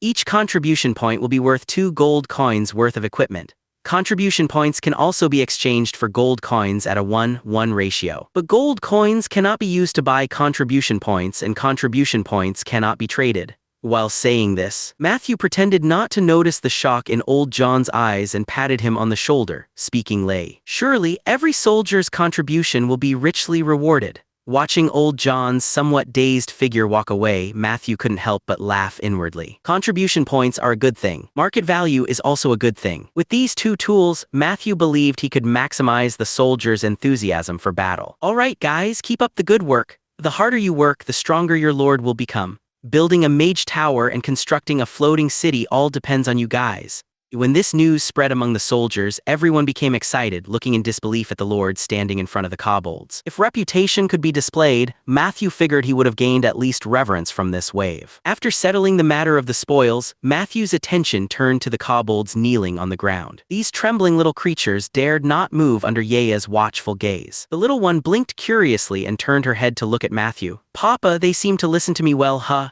Do these guys have any use for the territory? If we take in so many at once, won't we be unable to feed them?" Taking kobolds as subordinates. "Becoming a boss, that's not something I taught you. Could it be that this is just a dragon's nature, naturally drawing in followers?" Matthew could see that Yea was very interested in subduing the kobolds, just like many dragons in his memory. On this vast continent, various races had established kingdoms, including dragons. For example, to the northeast of the Netheril Kingdom, on the outer edge of the high mountains, there was a powerful red dragon kingdom. Its ruler was an ancient red dragon with a challenge level as high as 28. The red dragon kingdom had a powerful ogre army and countless gnolls, and in earlier years they frequently raided the northern regions of the Netheril Empire. Right now, with Baytown's population of only around 2,000 people, even with all of Matthew's ideas, it was hard to implement them. Although the Bloodhand slaver group had made a fatal mistake, Matthew believed that if he could successfully subdue these kobolds, they would play a huge role. When it comes to magical research, I may not be a match for the great arcanists of the Netheril Kingdom. But when it comes to farming and development, who can compare to the super inheritors of China? Matthew had already verified this point in his previous life. Chapter 46, The Troll's Trap. Chapter 46. The Troll's Trap. A cool breeze blew in from the depths of the dense forest. It lightly brushed across their faces, causing a slight shiver of goosebumps. A faint scent of decay wafted up from the thick piles of fallen leaves. The recent days of continuous rain had caused the forest floor to undergo some strange transformations. Tender sprouts nourished by the earth timidly poked their heads out, swaying gently in the breeze. Old Village Chief Field, full of joy, pointed at a patch of lush greenery in the bushes and said expectantly, "In a month, we'll be able to harvest at least 3 moonlight flowers here."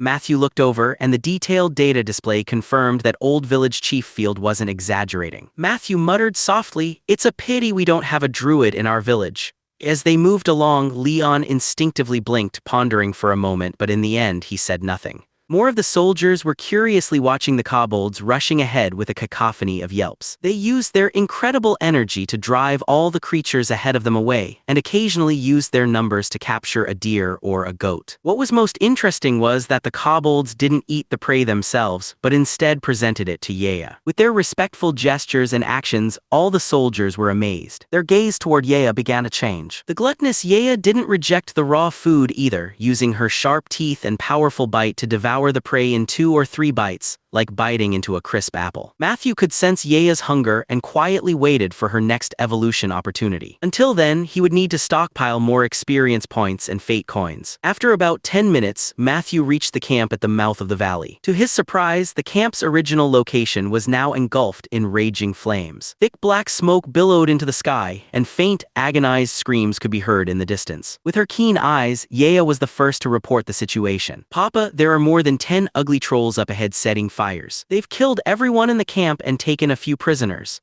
Matthew instinctively raised his eyebrows and looked closely, seeing that the temporary camp, surrounded by wooden fences, had been completely consumed by flames. Broken and bloody corpses littered the ground. Among them were members of the slaver group and many humans dressed in coarse linen. It was a bloody massacre. What was even more infuriating was that just in front of the burning camp, several trolls were feasting on a naked human. Matthew saw Clark's terrified and twisted face as he was being devoured alive by the trolls. Strangely calm, Matthew gestured for Angela to stop. "Halt! Prepare for battle!" The crisp command spread through the ranks, and the soldiers quickly formed up, having also seen the situation ahead. The trolls noticed the arrival of the human soldiers. One of them, standing at the front, grabbed Clark's lifeless head and raised it high, roaring furiously at them. The sight of such brutality stirred a deep anger within the soldiers. They widened their eyes, their breathing heavy, just waiting for the Lord's order to charge forward and slaughter these vile beasts. Gripping his staff, Matthew glanced at his now reset luck value but held back the order to attack. He wasn't afraid of the trolls. After all, he had enough experience points to refresh his mana and level up. A sufficient number of Melf's acid arrows would still be enough to take down the dozen or so trolls ahead. However, these 10 trolls might not be the only ones around. Matthew was well aware that this vast dark forest housed millions of trolls, and he was concerned about stirring up a hornet's nest. Moreover, while the soldiers had shown great potential, they were still far from being able to challenge trolls with an average level of 7 or higher. Too dangerous, and there's no real gain here. This is a bad deal, and we don't do bad deals. Matthew leaned in close to Angela's ear and whispered a few words before decisively ordering a retreat. Angela wasn't surprised. In her eyes, her lord never did anything unnecessary, so she calmly issued the orders. "Field, lead a team to scout the rear. Signal if you spot any enemies. Rear guard becomes the front guard, march forward in step." The soldiers came and went quickly. As they retreated, the towering trolls illuminated by the firelight slowly turned around. Their eyes were bloodshot, filled with an indescribable bloodlust. From the surrounding forest, another dozen or so trolls emerged, exchanging glances but choosing not to pursue. The soldiers, unaware that they had narrowly escaped disaster, carried a growing sense of urgency and anger in their hearts. The cockiness they'd felt after successive victories was now slowly being replaced with a sense of calm. They were relieved by the Lord's retreat order, knowing they weren't ready to face such powerful trolls. At the same time, they felt ashamed of the thought. If they were strong enough, they wouldn't have to stand by and watch the trolls strut about before them. Old John, at the rear, was already thinking about how to inspire these soldiers to develop a desire to grow stronger. As the kobolds led the way again, Matthew watched the nimble little creatures, a thoughtful glint in his eyes. How could he make the best use of them? With mixed feelings, the soldiers left the dark forest and returned to the sunlight. Everyone's faces were heavy and disgruntled. Matthew noticed this unexpected benefit and chose not to dampen their spirits. Instead, he kept a stern expression as he and Yea climbed into the carriage. Outwardly, Matthew appeared to be upset and concerned about the incident, but in truth, he was passing down the real wisdom to Yea. Relying on kobolds to improve themselves is unrealistic. Otherwise, after all these years, they wouldn't still be like this. The most effective way is to pick a few of the smarter, more obedient kobolds, grant them power and authority, and let them manage the others. Moreover, with a species like kobolds who lack much autonomy, you have to use strict methods to reshape their thinking and behavior. Turn them into proper tools. Yaya nodded thoughtfully, her eyes whirling as she absorbed what could be called slightly evil wisdom. Outside, the kobolds were still charging ahead in a chaotic swarm. They babbled non-stop, embodying their mischievous and comical nature. Half an hour later, the village patrol spotted the mass of kobolds approaching. Fortunately, old village chief Field quickly stepped in, explaining that the kobolds were now the Lord's servants. The villagers, once surprised, now curiously examined the kobolds, who were cowering from the sunlight and huddling in ditches. The Lord could control kobolds. For what purpose? Chapter 47, The Temptation of Land. Chapter 47, The Temptation of Land. The sun hung high in the sky. This giant ball of fire unleashed light and heat without restraint. The cool winter chill had completely melted away, bringing a long-awaited warmth. But the warmth on their skin couldn't compare to the craving for food. Meryl took a delightful bite of fish, slowly chewing and savoring it. The unique sweetness of the protein caused an uncontrollable smile to spread across her lips. Carefully, she dipped the soft white bread into the soup, taking a luscious bite. The crispy yet soft texture instantly blossomed in her mouth. Before she knew it, Meryl had eaten 2 loaves of white bread, a 1-pound yellow fish, and a bowl of rich, fragrant bone broth. Ugh, I think I ate too much again. It's okay, the teachers said we're growing, so we should eat more. Comforting herself, she patted her belly contentedly, feeling more satisfied than ever. At that moment, the white-haired Liana sat down at the other side of the table, grabbing some white bread and roasted meat, devouring them ravenously. Liana was eating so quickly that she had trouble swallowing. Meryl quickly stood up, poured her a bowl of bone broth, and gently said, "Don't rush, eat slowly. Butler Ralph said we have plenty of food." Liana gratefully took a sip of the bone broth, swallowed the dry food, and gave Meryl a thankful glance before continuing to devour her meal. It was obvious that Liana hadn't had a full meal in days. Meryl curiously rested her face on her hands, her eyes reflecting her thoughts as she murmured to herself, "The new Lord is so kind. I wonder when we can start learning spells." With her mouth still full of half-eaten roasted meat, Liana shook her head, her cheeks puffed out like a squirrel. Meryl couldn't help but laugh, then took a deep breath and made a gesture of determination. "No matter what, I'll do my best to live up to the Lord's expectations and become a mage as soon as possible.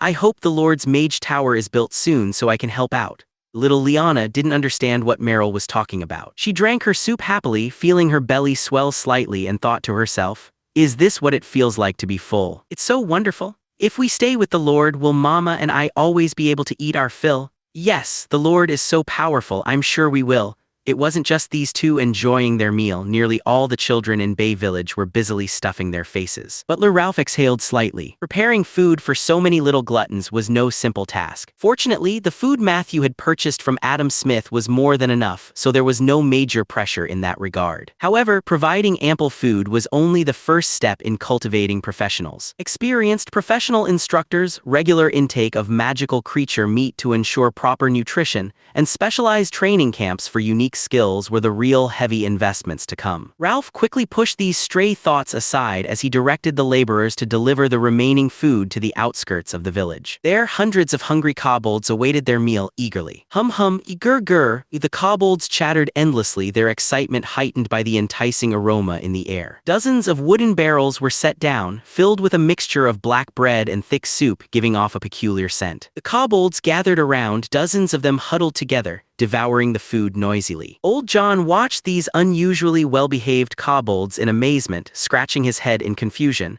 What's going on? What's the use of keeping these kobolds? Just as he was about to take a puff of his tobacco, he reconsidered and set it down. Village Chief Field knew that his retirement plans would likely need to change, so he shook his head and said, "The Lord has his own plans. I never would have thought that these normally crazed little creatures could be so obedient."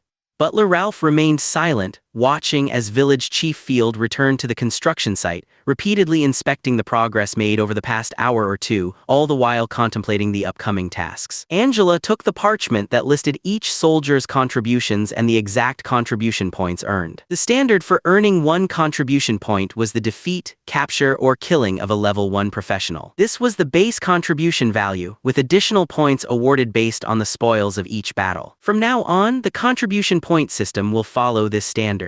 Those who are injured or sacrifice themselves will also receive additional contribution points, but these will only apply to the individual. Commanders will have 3 times the contribution points deducted if they deliberately use soldiers as cannon fodder. The exchange of contribution points will be supervised, and all points will be calculated openly, transparently, and in real time. Upon hearing Matthew's arrangements, Angela quickly realized that this contribution system would have far-reaching effects on the soldiers and others in the territory. After lunch, you and Butler Ralph will host the exchange and public announcement. Angela nodded thoughtfully and immediately began making arrangements. Butler Ralph rubbed his temples, starting to feel that there were too many tasks for him to handle alone. Matthew noticed this and smiled as he said, "Begin recruiting personnel to form a specialized administrative team to help you manage things." Feeling a stir in his heart, Butler Ralph nodded thoughtfully, looking down at the recruitment notice in his hand. After some hesitation, he asked, "There's still a shortage of military supplies and the usual training wears them down. Should we contact Adam Smith in advance?" Without hesitation, Matthew nodded and, recalling the trolls in the forest, smiled brightly as he said, "Inform Adam Smith to spread the word in Blood Moon City. There will be a 50 gold bounty for capturing a troll in the dark forest." In the past, Butler Ralph would have thought the Lord had gone mad. But after seeing the piles of blood-replenishing potions Matthew had produced, he now understood the Lord's intentions. He respectfully bowed and replied, "I'll also have Mr. Adam Smith arrange for the first batch of supplies to be escorted by these adventurers." Matthew licked his lips and looked out at the endless wilderness, continuing, "Also have Adam Smith put out a call. The first wave of civilians to sell in Bay Village will receive the permanent lease of 50 acres of land upon completing the task of cultivating 500 acres. Ralph paused slightly before turning around, silently nodding. He could sense that the Lord was becoming eager. With these two announcements, Bay Village, which had been quiet, was soon going to become bustling with activity. After all, who could resist the temptation of land? Chapter 48, True Dragon Bloodline Announcement. After 2 hours, the next chapter will be posted. Chapter 48. True Dragon Bloodline Bay Village. Afternoon after lunch, excited cheers echoed all around. Every soldier who stepped up to the stage was able to select the weapons and equipment they had hoped for. When the rules of the contribution system were posted on the village notice board, every villager couldn't help but widen their eyes in surprise. Alongside the contribution system, a brand new recruitment notice was also posted. Recruitment requirements: Bay Village residency, age 18 and passing the recruitment assessment. Recruitment assessment: lift a 100 kg stone lock and complete a 10 km weighted run within the allotted time. Or, if you have mastery-level skills in archery, swordsmanship, or other forms of combat, you can become a reserve soldier, regardless of gender. Reserve soldiers receive full food and housing, with 4 hours of daily training and 4 hours of assigned duties.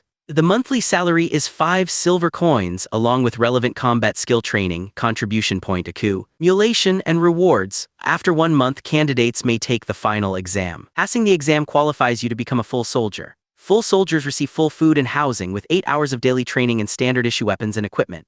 The monthly salary is 20 silver coins, along with combat skill training, contribution point accumulation, and rewards. Unsurprisingly, the two announcements ignited the ambitions of all the eligible men in Bay Village. Many were eager to sign up immediately, but most failed at the first hurdle. The 100 kg stone lock proved to be quite challenging for the majority of civilians who had long suffered from malnutrition and had never undergone proper training. Unwilling to give up, they tried to opt for the second path. However, Village Chief Field informed them, "If you can't meet the first condition, no non-professional candidates can proceed to the next stage of the assessment. So, don't aim too high. Go home, eat more, train harder, and get your body into shape." Also, let me share some good news. The Lord has opened 4 stores where you can buy inexpensive but good quality food.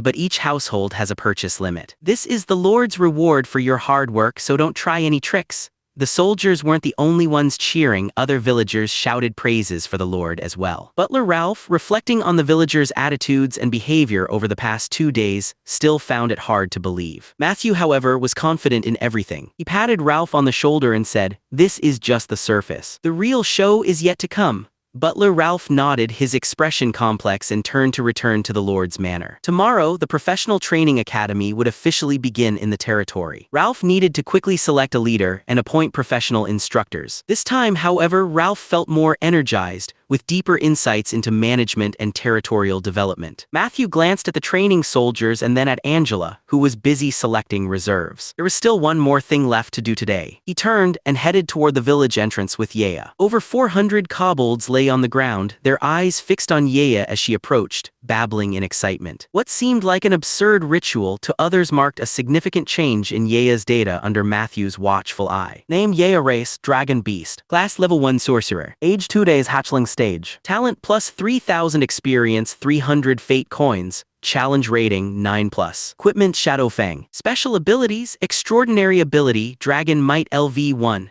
releases a terrifying aura that imposes a willpower -5 penalty on all surrounding creatures. Extraordinary ability Banishment Breath LV1. Breathes a linear stream of time displacement onto objects or enemies, banishing them into the flow of time for 1 month. Matthew keenly noticed a small plus symbol next to the talent section. 3,000 experience and 300 fate coins. This is the reward for changing the fate of hundreds of people. Let's see if it brings any surprises. Without hesitation, Matthew tapped the plus symbol. Yea's strength was directly linked to his own. Blue light enveloped Yea's body. She instinctively flapped her wings, hovering in the air as an indescribable majesty radiated from her, triggering dragon might. Most of the kobolds trembled in fear, pressing themselves flat against the ground, unable to move. Only 4 kobolds, struggling against the immense pressure, crawled toward Yea as she underwent her transformation. Faint ripples of distortion emerged along with the blue light, and a black ring began to form on Yea's silverback. Matthew only glanced at it but quickly turned his gaze away, feeling as though it was pulling him in. He barely managed to resist falling under its influence. Ding! You have resisted the effects of the Ring of Time, knowledge +10, current total 198, near legendary. Matthew had no time to be pleased as Yea's light intensified, her head tilted back in a silent roar. Finally, the blue light faded, the twisting ripples were reabsorbed into Yea's body, and the black ring vanished. Talent True Dragon Bloodline LV1, all attributes +1, gains the inheritance of the true dragon. As the dragon ages and its bloodline strengthens, it gains knowledge and power from its genes and bloodline. Matthew's eyes widened in realization as a thought dawned on him. The distinction between a true dragon and others must be this true dragon bloodline, imprinting knowledge and power into the bloodline and genes, allowing growth from birth. No wonder they are such formidable super creatures. Interesting. Yea, whose physical size hadn't changed much, slowly descended and stood before the 4 trembling kobolds. A flood of information and knowledge filled Yea's mind, and a glint of understanding flashed in her eyes. She extended a small claw, pressing it gently into her palm. A few drops of blood seeped out, falling onto the foreheads of the 4 kobolds as Yea softly muttered words of power. The gemstone-like crimson blood sank into the kobold's skin. The 4 kobolds clutched their heads in agony, letting out shrill screams as terrifying waves of energy rippled from them. Matthew could clearly see the life force of the kobolds rapidly depleting. Contact with dragon blood was inflicting immense damage on them, along with unbearable pain. Suddenly, the smallest kobold let out a final scream, its life force instantly extinguished. Its body trembled once before collapsing lifelessly to the ground. It had died. Not all lives could withstand the backlash of fate-altering changes. Chapter 49, Dragonborn Announcement. After 2 hours, the next chapter will be posted. Chapter 49. Dragonborn. Matthew sharply noticed that as the kobolds' health continued to decline, their bodies were undergoing gradual transformations. Their thin limbs and torsos began to writhe and swell, as if muscles beneath their skin were rapidly growing and strengthening. Each kobold's health drained at a different rate. The weaker their constitution, the faster their health dropped. Another kobold couldn't withstand the terrifying power of the transformation and died with a scream. The remaining 2 kobolds writhed in pain on the ground, their health steadily depleting. HP -1, 7/16. HP -1, 6/16.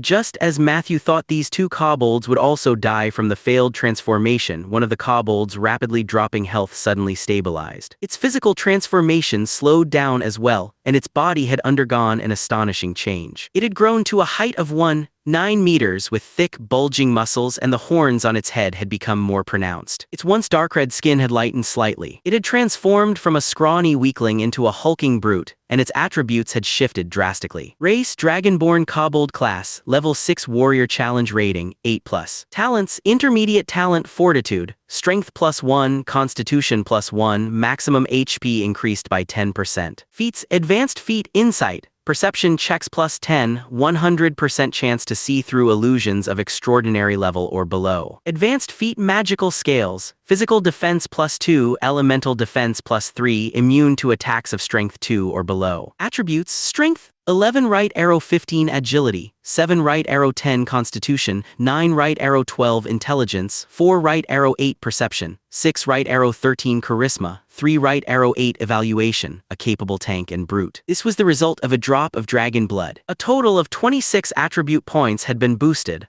along with the addition of an intermediate talent and 2 advanced feats. Matthew licked his lips, feeling tempted. If possible. Soon, the final kobold, which had been in pain the longest, also stopped screaming. Interestingly, this kobold's transformation was completely different from the previous one. It had grown to a height of 8 meters with a slender build covered in brown scales and a fiery pattern glowing on its chest. The transformation was as dramatic in form as it was in attributes. Race, Dragonborn Kobold Class, Level 6 Sorcerer Challenge Rating, 8+. Talents, Intermediate Talent Monotide LV1, anchors a spell, increasing its damage by 50% and reducing its mana cost and usage requirements by 50%. Feats, Advanced Feat Multi-Spellcasting LV1, 30% chance to double cast spells or use equipment, 10% chance to triple cast. Advanced Feat Mana Drain LV1, 50% chance to restore 5 mana points when killing an enemy. Attributes, Strength, 5 right arrow 7 agility, 6 right arrow 8 constitution, 9 right arrow 12 intelligence, 3 right arrow 7 perception, 8 right arrow 12 charisma, 11 right arrow 16 evaluation, a formidable spellcasting artillery. This was a completely different type of Dragonborn Kobold, a powerful and well-rounded kobold sorcerer. At this point, Matthew began to believe that kobolds might not be direct descendants of dragons' bloodlines, but their very existence must be closely related to dragons. The thought gave Matthew the impression of bioweapons. The true dragon bloodlines seemed to be the key and trigger. Once the two forces met, the kobolds transformed into whatever biological weapons were needed at that stage. After their transformation, the intelligence of the two kobolds had noticeably increased. They knelt respectfully on the ground and chanted, "Thank you, great master, for granting us new life. Papa, I think I can control their life and death." Realizing that a single thought could determine the fate of the kobolds, Yaya instinctively relayed this feeling to Matthew. Matthew wasn't surprised. Instead, he smiled and said, "Now that they are officially under your command, it's your turn to give them names." Yaya's eyes lit up as she adorably tilted her head and gazed at the two dragonborn kobolds. Remembering the lessons her papa had taught Angela, she declared with authority, "You, the stronger one, will be called Goldfang. You're going to dig lots and lots of gold for me. And you, the slimmer one, will be called Silverfang. You're going to dig up lots of gems for me." Upon hearing their master's simple yet earnest desires, Goldfang and Silverfang respectfully bowed and exclaimed, "Thank you, great master, for naming us. We will do our utmost to gather gold and gems for you." Too satisfied, Yaya nodded, suddenly feeling tired. She flapped her wings, nestled into Matthew's arms, and quickly fell asleep. Matthew's cold, piercing gaze fell upon Goldfang and Silverfang. They felt an overwhelming sense of majesty in his stare, eerily similar to their great masters, and quickly lowered their heads in submission. Seeing their obedience, Matthew gestured toward the weakened kobolds on the ground and ordered, "Keep those kobolds in line. Use whips to train them properly and complete the tasks Butler Ralph assigns you. Remember, you'll be given plenty of food every day along with tools. While completing your tasks, make them as strong as possible." Matthew noticed the confusion in their eyes. Although their intelligence had significantly increased, they lacked the life and management experience to fully comprehend their duties. In essence, they were newly upgraded weapons that still required further adjustment, system fine-tuning, and calibration. Only through these steps could they become fully functioning tools. This task would have to be entrusted to Butler Ralph. Goldfang and Silverfang, now transformed, demonstrated an effective but simple form of management. They selected the strongest kobolds, beat them mercilessly, and with sharp dragon tongue commands they easily subdued the rest. As Matthew left, Butler Ralph was already leading the kobolds to dig ditches along the village's 4 dirt roads. Many villagers who had paused their work to rest watched the kobolds curiously. At first there was some concern, but soon the sight of the muddy kobolds became a source of amusement. The villagers' respect for their lord grew even more. At that moment, a group of children rushed out of the lord's manor. They happily gathered together, most of them discussing the delicious food they had eaten that night. A few of them, however, were carefully examining the literacy booklets and adventure guides the lord had distributed, which contained common words in the universal language as well as descriptions of common plants and creatures. Seeing the busy kobolds, the children's interest was piqued, but they were soon taken away by their curious parents. Their parents were eager to know what the Lord had been teaching them. Chapter 50, The Origin of Arcanists. Chapter 50. The Origin of Arcanists. Ding, you have successfully brewed a high-quality blood-replenishing potion. Alchemy level +1, current level, 99. The reaction of the potion's raw solution slowly subsided, transforming into the final stabilized product. With an 80% completion rate, the excellent quality potion was highly competitive in the market. Achieving higher quality was possible but not particularly meaningful. Matthew was clear that alchemy and potions were merely tools. He divided the refined potion into 40 bottles, having brewed a total of 80 bottles today. 20 bottles were stored as military supplies, while the remaining 60 would be sold as goods. Adam Smith needs to arrive soon. Matthew glanced at the two recovering trolls. These two managed to survive, but the alchemical materials were running low. After tidying up the lab, Matthew sent the two trolls away and placed the sleeping Yaya among a pile of rare metal ores. She's going to sleep for 2 whole weeks this time. Hopefully, after this transformation, Yaya will be able to speak clearly.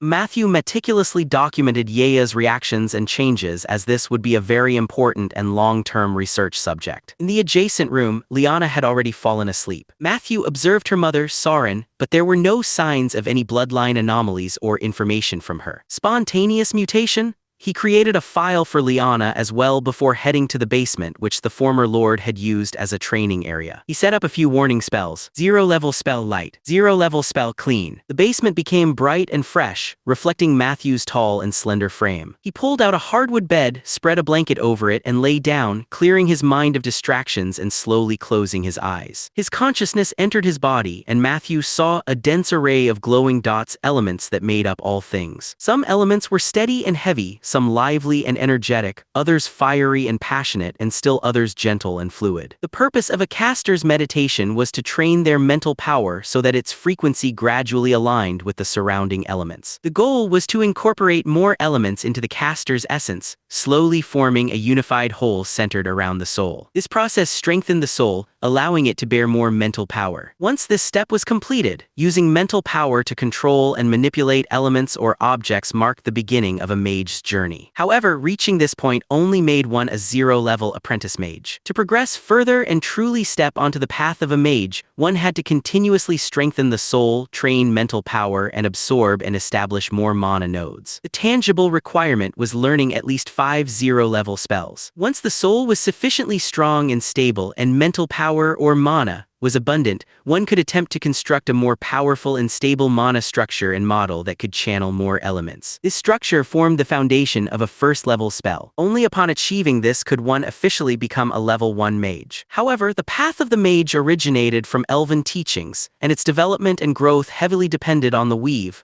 a magical network that permeated the material plane and the entire universe. Should the weave become unstable, or if faced with an enemy who had deeper control over the weave, a mage could instantly lose their combat ability, rendered defenseless. The elves, having explored this path further, enjoyed unparalleled advantages. Thus, they had no qualms about teaching humanity the path of spellcasting, creating more allies to combat the massive orc hordes. When early human mages realized this, they sought ways to change the situation. After all, while relations between humans and elves were good at the time, the proud elves never really valued human opinions, ideas, or interests. Moreover, mages were limited to a certain number of spells per day, and during their daily meditation, once spells were selected, they couldn't be changed for the rest of the day. This was inconvenient and rigid. Thus, mages began searching for a way to break free from their deep dependence on the weave and create a new profession that did not rely on the weave for casting spells. Ideally, this new profession would also remove the limitation on spellcasting. The goal was to allow them to cast any spell they had learned, anytime and anywhere. After centuries of effort and the sacrifices of many pioneers, 2,000 years ago, the first arcanist, Ion, emerged. Ion drew on the lessons of those who had failed before him and expanded upon the path of the mage, creating the path of the arcanist. Unlike mages who had a fixed number of spells they could cast each day, an arcanist could cast any spell they had learned as long as they had sufficient mana. By using their soul as the core, they could simulate the structure and function of the weave,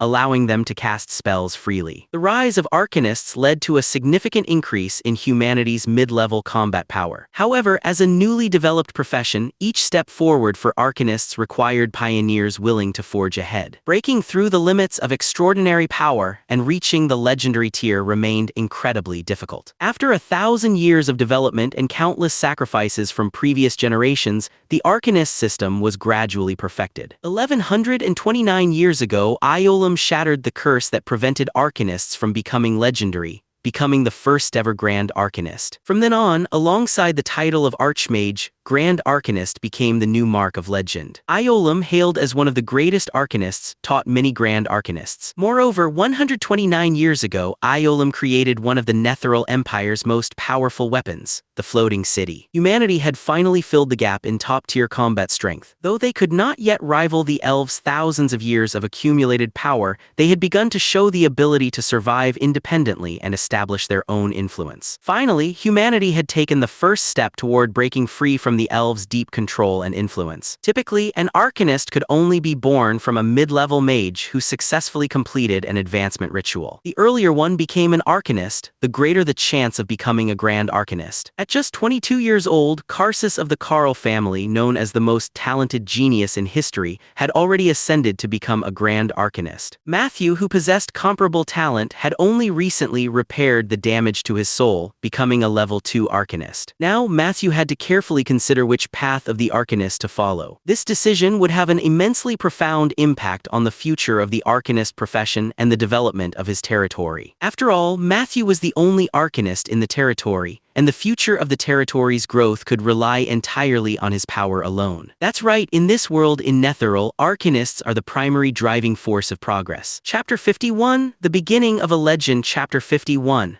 The beginning of a legend. In Matthew's memory, Arcanists were broadly divided into 4 schools of thought. Elemental school. They were passionate about controlling and modifying elements, exploring the mysteries of the world's composition, and deeply researching the laws of various elements. Some preferred summoning elemental beings, exploring elemental realms and worlds. Summoning water and fire elementals was their specialty. Most arcanists in this school aimed to create more powerful, devastating, and wide-ranging elemental spells. Fireball was the most famous representative of this school. In his previous life, Matthew specialized in this path. To combat stronger enemies, he even developed the terrifying spell Elemental Annihilation. It was this 13th tier god-level spell that allowed him to drag 3 deities down with him. Life School. They delved into the mysteries of various life forms, seeking to understand the secrets of the human body. They aimed to use their research to gain longer lifespans or stronger bodies. At the same time, they performed horrifying experiments and modifications. It is said that the half-orc race originated from one such terrifying life experiment. Iolam, the chief Grand Arcanist of the Netheril Empire and known as a demigod, was the representative of this school. Iolam had lived for over 200 years, and earlier this year he created a new 11th tier legendary spell, Iolam's Longevity. Each time this spell was successfully cast, it extended the recipient's life by 200 years, and it could be cast repeatedly. Weave School. These arcanists focused on exploring deeper levels of the weave, researching and developing new spells from it. They were also dedicated to repairing damaged sections of the weave, which in turn granted them rewards, knowledge, and spells. They explored the creation of independent weaves and had already implemented them on a large scale. The floating cities and the massive maze locks of the 7 Towers Council were remarkable results of this school's research. Of course, the elves had explored this path even further. Karsus was a master of this school, and it was rumored that he was researching a new manifestation of the weave. If successful, it could even create a new source of power for arcanists. Time and Space School. Creating pocket dimensions, destroying entire planes, these were feats within this school's reach. They were fascinated by the structure of space, seeking and developing undiscovered pocket dimensions to harvest resources and territory from them. More than half of the Netheril Empire's territory existed in other planes, discovered and explored by spatial arcanists. Storage belts and other dimensional storage items were products of this school. Some arcanists also aspired to master the power of time. They explored the hidden mysteries of time, attempting to develop time-based spells that humans could control. Interestingly, prophecy was another product of this school. Some arcanists combined the flow of fate with the weave, attempting to glimpse fragments of the future. The first 2 schools were more common, accounting for 90% of all arcanists. The last 2 schools were strange and powerful, and once mastered, these arcanists became figures that no one dared to provoke lightly. Naturally, once an arcanist reached a higher level or became a Grand Arcanist, they would branch out to study and learn across the schools. Without the benefits of his otherworldly experience and power to accumulate experience, Matthew believed he would have stuck to his old path in the elemental school. Given his current start and the advantage of knowing the narrative's direction, there was a high chance he could reach the heights he achieved in the game and possibly even surpass them. But now, with the ability to hire subordinates to harvest experience and save vast amounts of training time, Matthew had more options. Why choose just one path? Silently asking himself this question, Matthew felt a rush of excitement and couldn't help but smile. With a thought, Matthew brought up his personal attributes panel, where the Arcane Legacy section showed 2 plus symbols. Each plus symbol was accompanied by the message: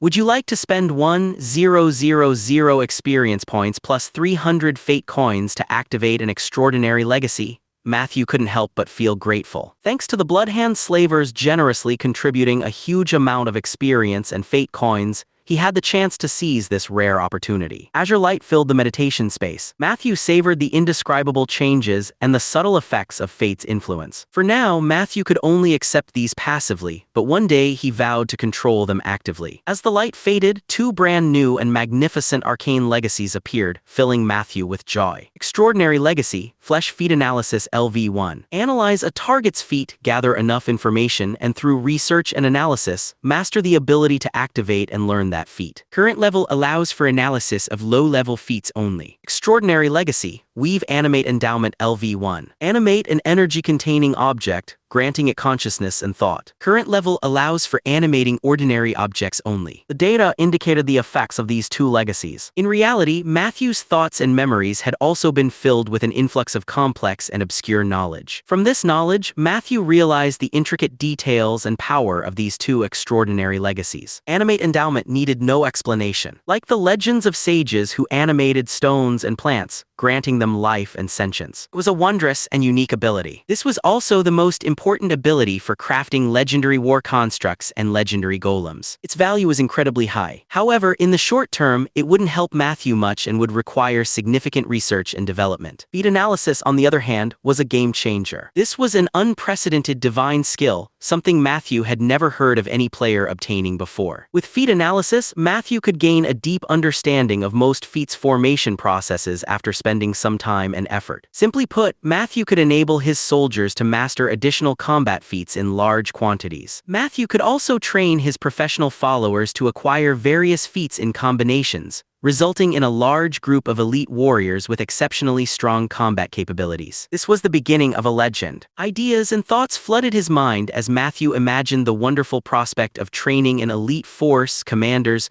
or even boss-level characters under his command. He couldn't help but laugh out loud. Who knows, maybe I can create even more unique professions. After all, many professions can learn other professions' feats. Tomorrow, I can start testing this. Who should be my first test subject? In the now pitch-black basement, faintly sinister laughter echoed. Chapter 52, The Butterfly Effect Announcement. In 1 hour, the first chapter of my new work titled Apocalypse, Mad Necromancer's Troops will be published. The publishing schedule will be as follows: 8 chapters per day at a rate of 1 chapter every 3 hours until chapter 48. Chapter 52, The Butterfly Effect. March 6th morning. Blood Moon City. Golden sunlight bathed the castle built into the mountainside. 2 towering spires pierced the sky, with surging waves of magical energy spreading outward continuously. The white walls of the towers were intricately carved with complex spell runes that gleamed softly with magical light as mana flowed through them. A few swift birds flew by, attempting to pass near the towers. Crackle, a sharp sound rang out and silver lightning struck swiftly, enveloping the birds in an instant. The birds didn't have time to cry out before they were scorched black by the deadly lightning, spiraling down to the ground. Weighing less than half a pound, the birds thudded onto the dusty ground, dead beyond recognition. 2 small figures quickly emerged from the dark corners of an alley, snatching up the charred birds before anyone else arrived. Jiffin cautiously watched the alley, wary that a tall vagrant might appear and snatch away the hard-won meat in his arms. His small hand, hidden in his sleeve, gripped a rusty, chipped dagger tightly. The blade, although old, was still sharp enough to kill. In the dangerous slums, being ruthless was just one of the basic survival skills. But today, Jiffin seemed to be lucky, managing to bring his prize back to his dilapidated shack without incident. He carefully knocked on the sturdy wooden door and, as agreed, let out 3 dog-like barks. The thick wooden door slowly opened and a frail figure peeked out from behind the gap, speaking in a worried yet hopeful voice. "Brother, why are you back so early today? Did you get hurt?" Slipping inside with practiced ease, Jiffin slid the door's heavy bar into place, placed a small stone on the door frame, and patted his sister's head before pulling out the charred birds from his arms with a smile.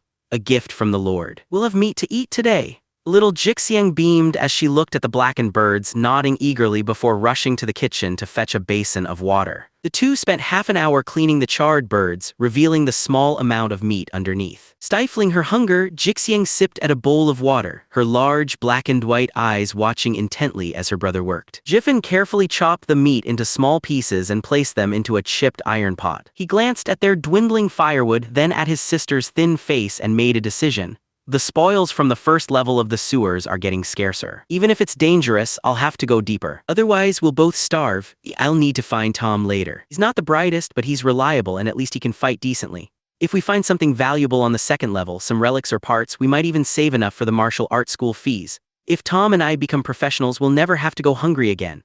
His complicated thoughts slowly faded as the rich scent of soup began to fill the air. Jiffin served most of the meat to his sister, while he only sipped some broth. Looking down, he saw that his sister was pouting and offering him her bowl. His nose stung with emotion, and he forced a smile as they split the small portion of meat between them. After giving his sister strict instructions not to open the door for anyone, Jiffin prepared to leave. At that moment, little Jixiang, watching her brother's retreating figure, spoke softly with a hint of hesitation. Brother, can we not go underground? It's too dangerous. We could always get the Lord's porridge. Jiffin paused, turning to look at his sister's worried face. He hesitated for a long moment before nodding slowly. All right, I won't go. With that, Jiffin carefully removed the stone and closed the door, gazing up at the sunlight streaming down, feeling a weight on his chest. Clenching his teeth, Jiffin eventually turned and headed into the darker alleyways. He had to go to the underground ruins. His sister didn't have much time left. But to his surprise, the usually crowded entrance to the underground ruins was nearly deserted. The few familiar faces he saw were all running toward the opposite street. Just then, a burly figure rushed over, calling out to Jiffin, "Jiffin, hurry. A big shot is recruiting people, and the pay is said to be great. We need to get there quickly." Jiffin immediately recognized the man Tom, his old comrade who had saved his life before. Normally a bit disheveled, Tom had tied his hair neatly today, donned his tattered leather armor, and carried a wooden-handled axe, clearly having brought out all his belongings. Something seemed off about both the others and Tom. Narrowing his eyes slightly, Jiffin suppressed his thoughts and bluntly asked, "A big shot? Who's the big shot? And what's he recruiting for? More cannon fodder?" Tom quickly shook his head. He was about to scratch his head before remembering to stop, thinking hard before finally exclaiming, "I remember now. It's a big shot from the Merchant Guild, the generous Mr. Adam Smith. He's hiring new cart pushers and guards. They say he's prepared over 100 carts of supplies and is recruiting thousands of people." Hearing Adam Smith's name, a shrewd merchant immediately came to mind for Jiffin. He glanced at the sparse crowd at the ruins entrance, unable to resist asking, "We probably won't qualify as guards, but what about cart pushers? What's the pay?" Tom shook his head in confusion and gave the same familiar answer that always left Jiffin exasperated yet amused. I forgot." Rolling his eyes, Jiffin patted Tom's arm as they hurried toward the opposite street, asking, "Did you find out where he's going and how long the job is?" This time, Tom nodded quickly, pointing to the gathering crowd ahead with an incredulous tone. "They say it's to a place 300 kilometers away, a village called Bay Village. It'll take about 5 days to get there, but there weren't this many people earlier." Not bothering to respond, Jiffin pushed through the crowd, signaling Tom to clear the way. Bay Village. The villagers who weren't selected for the reserve soldier positions continued working, keeping busy. The kobolds who had worked all night retreated to their underground burrows to sleep. "Ding, you have changed the fate of 35 people and gained 300 fate coins." Matthew looked at the gathering of children, his eyes filled with confusion. "What's going on?" Chapter 53, Mastering Feats. Chapter 53, Mastering Feats. Their foundations are weak. There's no need to rush them into intense training just yet. Let's focus on building up their health first. At the same time, we need to emphasize the importance of contributing to the territory. The more they contribute, the more respected they will be, and the more recognition they'll receive from everyone.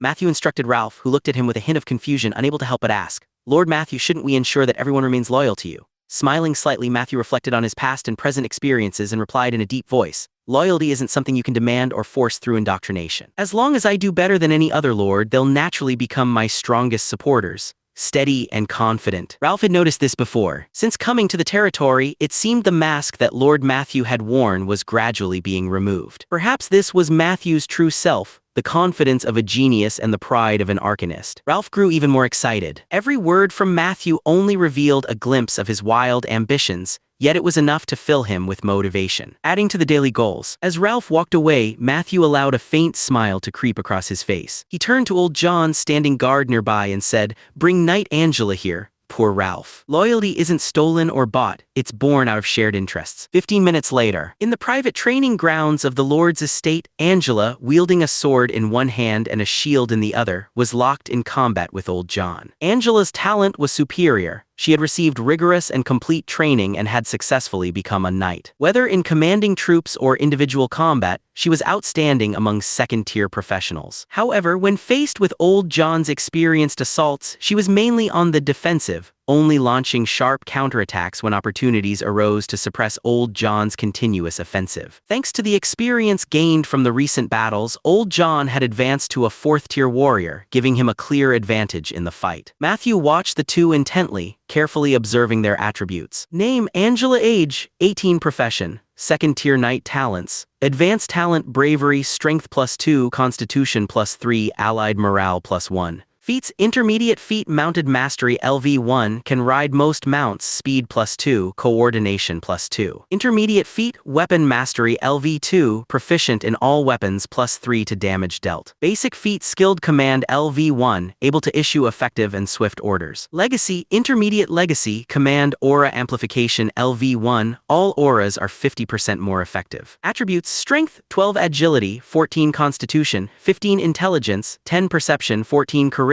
18, luck +2, fortunate outcomes. Skills: cleave LV2, attacks in a 145-degree cone in front, dealing +2 bonus damage. Precise shooting LV2, accuracy +2, damage +3 with ranged attacks. Thrust LV2, +4 to attack rolls with piercing weapons, +2 to damage. Rallying aura LV1, boosts the strength by +1, damage by +1, and movement speed by +2 of all allies within a 50-meter radius. Evaluation: a versatile command talent. Name: John. Age: 31. Profession: fourth-tier warrior. Talents: none. Feats: intermediate feat, sword and blade mastery LV2, mastery over swords and blades, +4 to attack rolls, +3 to damage, +2 to speed. Basic feat, defensive stance LV3, +3 to defense rolls. Basic feat, veteran of the battlefield LV3, +3 to damage and defense in chaotic combat. Legacy: basic legacy, lone wolf, weakness identification LV2, can discern weaknesses in most enemies, +4 to damage against weak points. Attributes: strength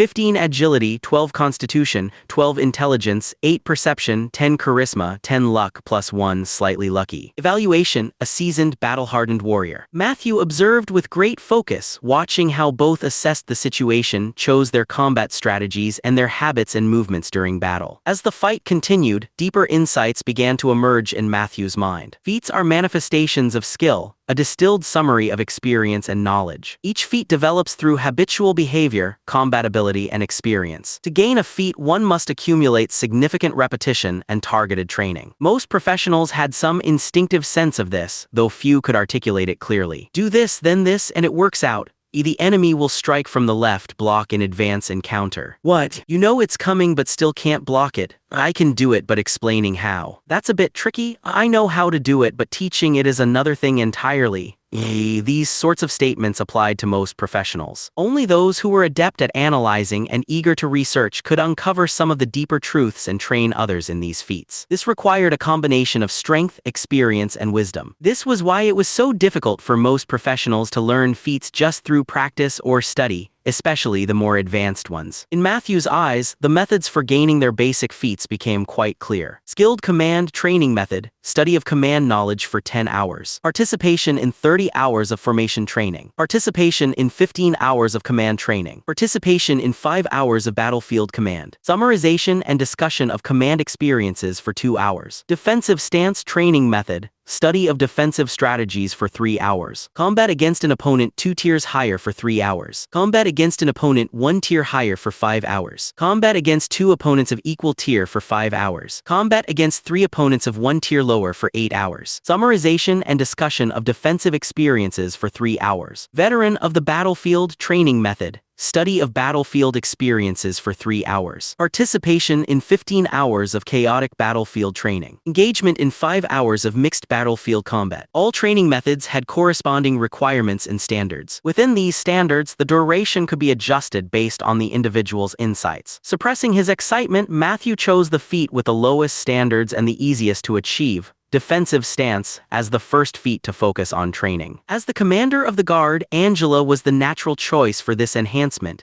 especially since she would also be guiding the other soldiers in their training. With this in mind, Matthew called off the fight between the two, turning to the curious old John with a smile. Next, let's summarize and record all the defensive techniques and strategies. Chapter 54, Remarkable Results. Chapter 54, Remarkable Results. When facing a more powerful downward slash, how should you brace and defend?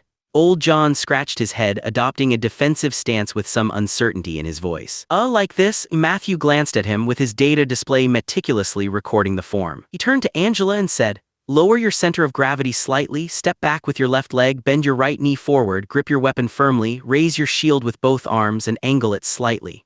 Angela, realizing what Matthew was aiming at, silently reflected on his instructions as she jotted them down. As Matthew elaborated on each defensive stance, he continued with the next question. When an opponent attacks you from behind with a quick thrust, how do you defend? Hearing this, Angela promptly demonstrated the appropriate defense from behind Old John. Realizing the situation, Old John expertly rolled forward, quickly regaining his footing and positioning his twin blades at a diagonal guard. Every muscle movement and the purpose behind each motion were carefully noted by Matthew. After half an hour of questioning, Matthew had drained Old John of all his defensive maneuvers. Matthew held a shadow crystal in one hand and a defensive stance training manual in the other, handing both to Angela. Over the next 3 days, study and memorize these moves whenever you have time. Rest for half an hour now. Afterward, I'll assign you some special training. With hope shining in her eyes, Angela began to suspect the Lord's intentions. Regardless of success or failure, Angela decided that this knowledge should remain a closely guarded secret. In a world where learning to read was costly, such knowledge could become the foundation of a family's legacy. Angela felt a deep gratitude for Matthew's trust in her and silently vowed not to disappoint him. Half an hour later, having recovered her strength, Angela approached Old John. This time, though armed with a sword, she only defended, carefully mimicking each of Old John's moves. Old John swung his blade down and Angela parried, sparks flying from the clash of sword and shield.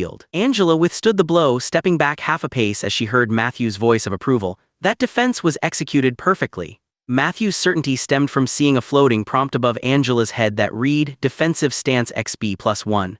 Soon, Angela cycled through all of the defensive stances. Matthew quickly pointed out any flawed movements, and Angela sought further guidance from Old John while adjusting her notes. Angela corrected each mistake, and her defensive stance progress steadily increased. By the time she had mastered every move, only 2 hours had passed. During a break, Old John hastily ate some food to recover his strength, mumbling in disbelief, "She's improving way too fast."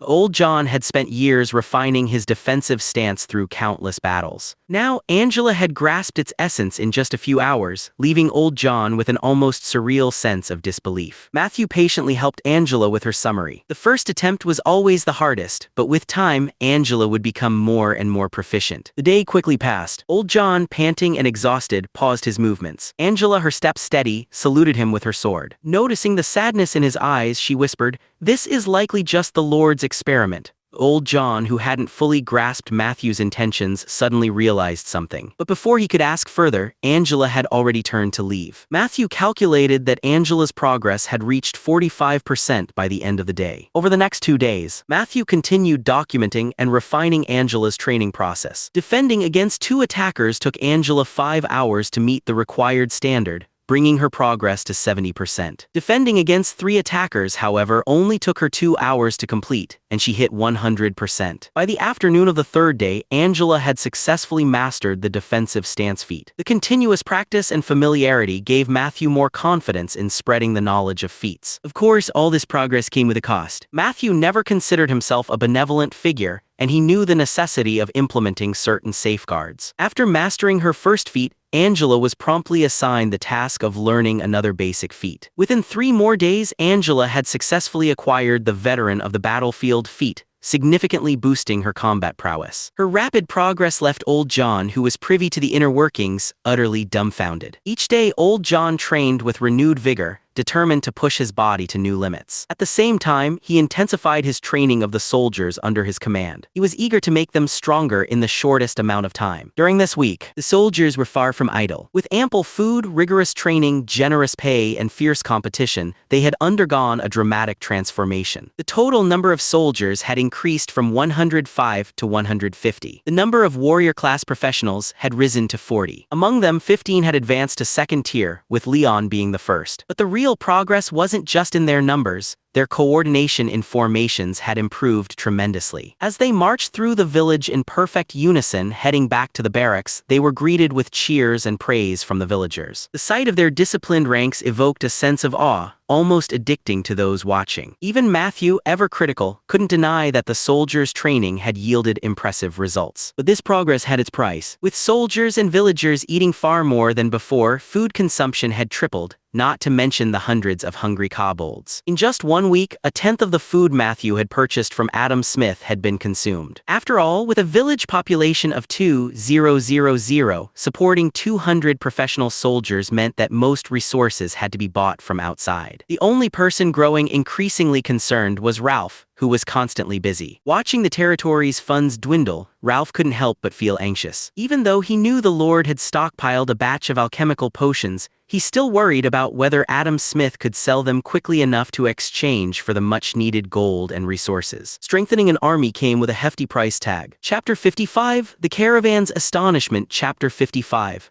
The caravan's astonishment. The warm breeze carrying a hint of earth woke Tom from his nap. He wiped the drool from the corner of his mouth and groggily opened his eyes. The scent of cooking food wafted through the air, making Tom instinctively swallow. He mumbled sleepily, "Huh, is it time to eat?" Giggling nonstop, the adorable Xiao Jixiang approached, carrying a bowl full of food. She handed Tom a piece of black bread, her mouth already stuffed full. Chewing as she spoke with muffled words, "Brother Tom, it's time to eat, hee."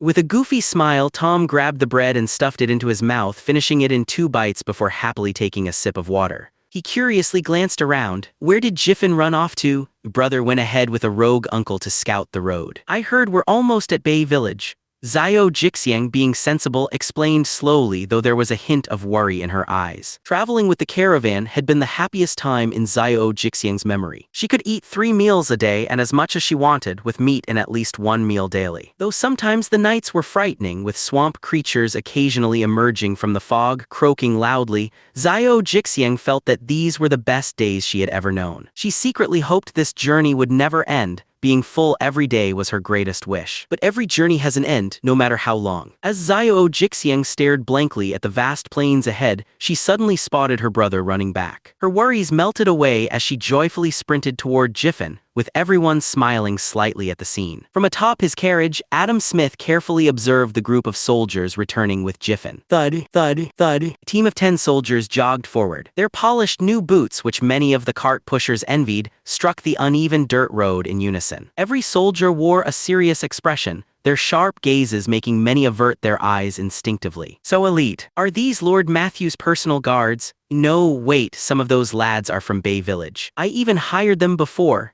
Adam Smith, with his excellent memory, recognized a few of the soldiers. Having seen much in his time, Adam Smith even sensed a faint aura of danger emanating from some of the soldiers. This meant they were not only professionals but had likely taken lives recently. He never would have imagined that in just a few days, these soldiers would undergo such a dramatic change. Before Adam Smith could make sense of it, Leon, the squad leader, approached and asked matter-of-factly, "Are you from the Pearl Merchant Company? Are you Mr. Adam Smith?" With a smile immediately plastered on his face, Adam Smith hopped off his carriage and warmly stood next to Leon, nodding in response. "Yes, by Lord Matthew's order I've returned with the goods."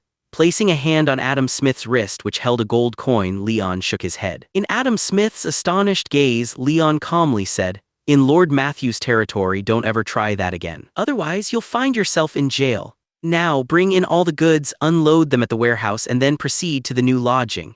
Before Adam Smith could react, Leon had already turned around, leading his soldiers in perfect formation down the road. Looking at the gleaming gold coin in his palm, Adam Smith felt his mind buzzing. He never expected an ordinary soldier to refuse a bribe. Putting the coin away with a sigh, Adam Smith noticed how everyone around was staring at these upright soldiers in amazement. He cleared his throat and called out, "Pack your things, get ready to move." Subconsciously smoothing his sister's hair, Jiffin stared at Leon and the soldiers, shocked. In his mind, even the personal guards of Blood Moon City's lords weren't this poised, and they certainly wouldn't have refused a bribe. Perhaps the lord's personal guards wouldn't harass the homeless in the slums, but Jiffin knew all too well that it was their disdain and aloofness that gave them their high status. Meanwhile, the other cart pushers, as they packed up their things, began to discuss curiously. What kind of place was Bay Village? How could it produce such impressive soldiers? The adventurers traveling with the caravan couldn't help but exchange glances. In each other's eyes, they saw a mix of curiosity and caution. These adventurers had been drawn here, most hailing from Blood Moon City. They weren't particularly interested in the housing conditions Matthew offered. What truly intrigued them was the bounty, 50 gold coins for each captured troll. Adam Smith, experienced and wise, wasn't offended by Leon's refusal to take the bribe. Instead, he silently marveled, as expected of someone from an esteemed family, to cultivate such talent. He could easily be my guard captain.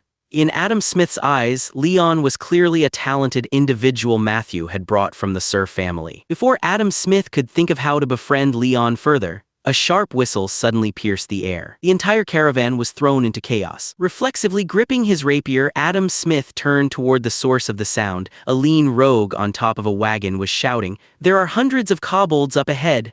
Adam Smith's face paled. Hundreds of kobolds weren't an enormous threat, but he feared that wasn't the full story. With the destination so close, the last thing he wanted was casualties or lost cargo. Everyone stay calm. Those kobolds are part of the territory. They won't attack humans at random.